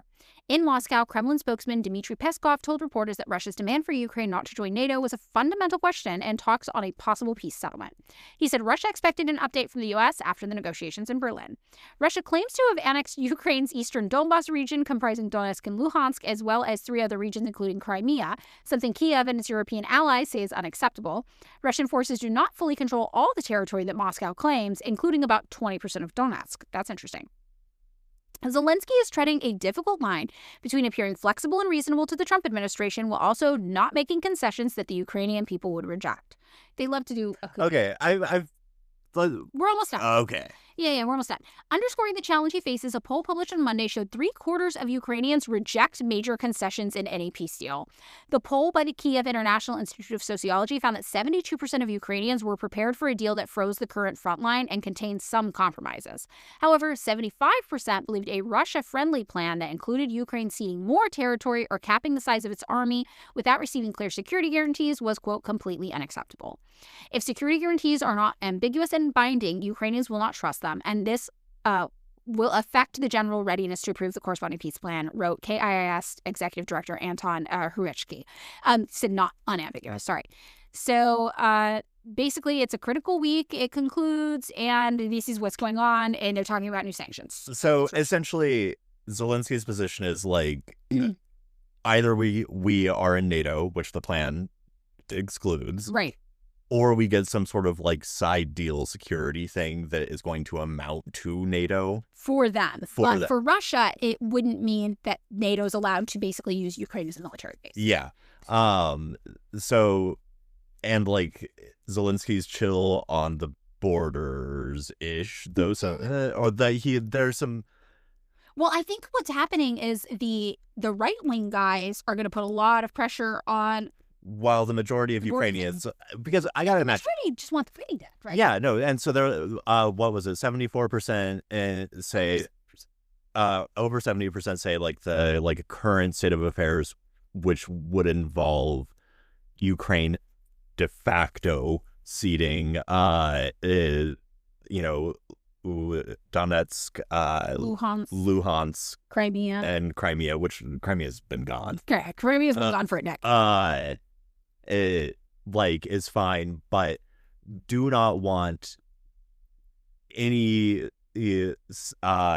secession of territories without some sort of security guarantee to enforce that no more is happening. Right.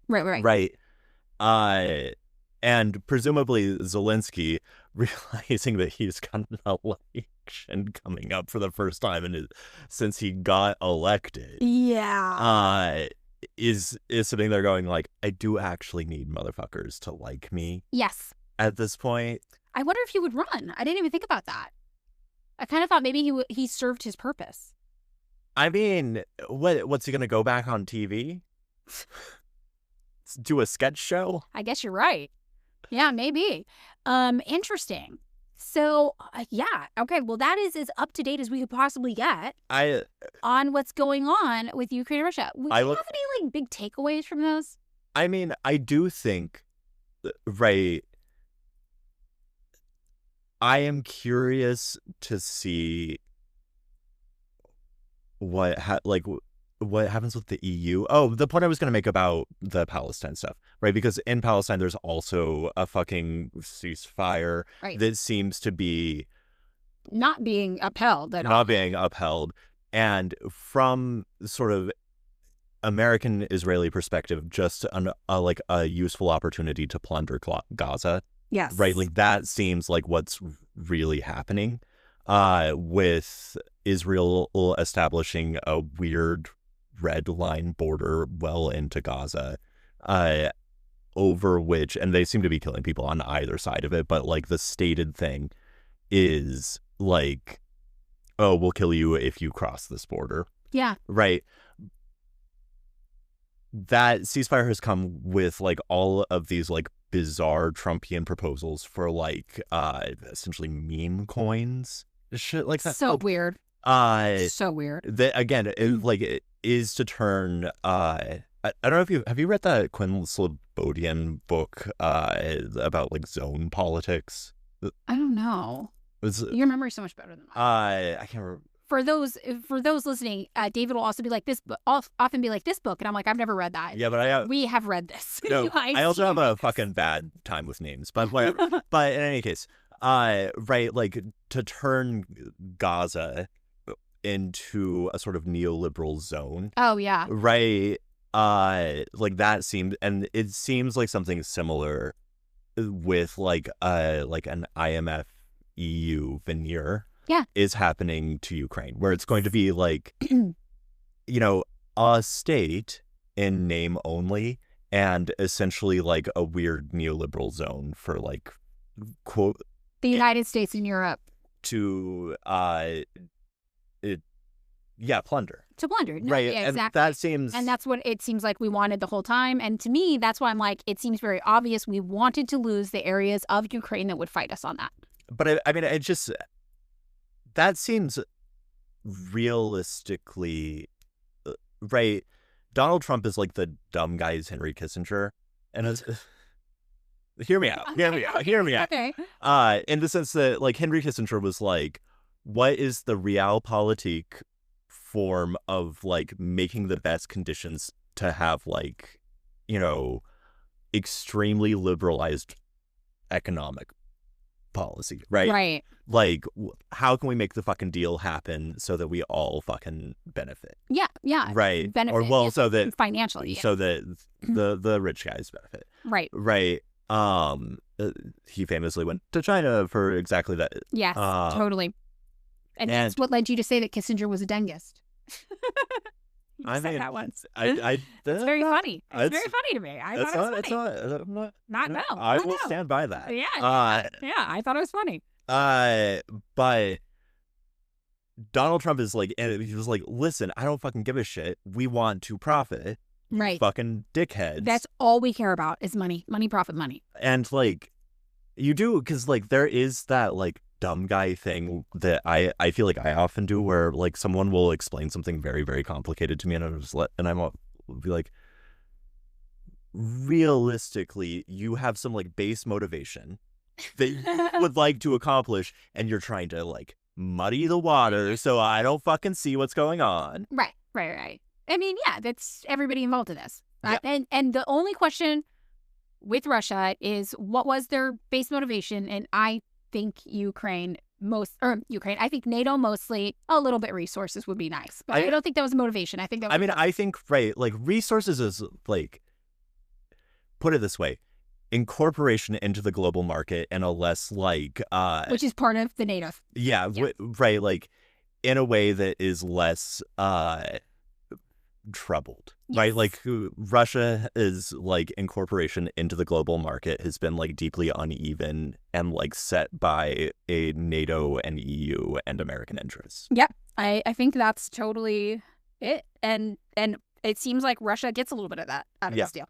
Yeah. Okay. Well, that's it. That's our big 4-part episode series on Ukraine and Russia. Thanks everybody for sticking with us. And you never have to think about Ukraine again. We'll never talk about it. Don't I pay attention to promise. like Yeah, so you can join us over on Patreon if you want to check out what we got going on over there. It's patreon.com/pickmeup. I'm scared. For $3 a month, you can have access to bonus episodes. And 2025 has been a rough year. It's not a normal year. 2026, I think, is going to be solid though. I've been having a great 2025, Yeah, well, but like in a fucked up way. you're just in chaos mode. I've been so chaotic. It's been fun. Okay, well, I'm going to have a good 2026, I've decided, and that means we'll be way more consistent with our posting schedule, hopefully. And yeah, great opportunity to leave comments on this episode for the types of content you want to see next year as we get our little thinking caps on. Thanks so much for listening, everybody, and we will be back probably next week. Yeah. Yeah.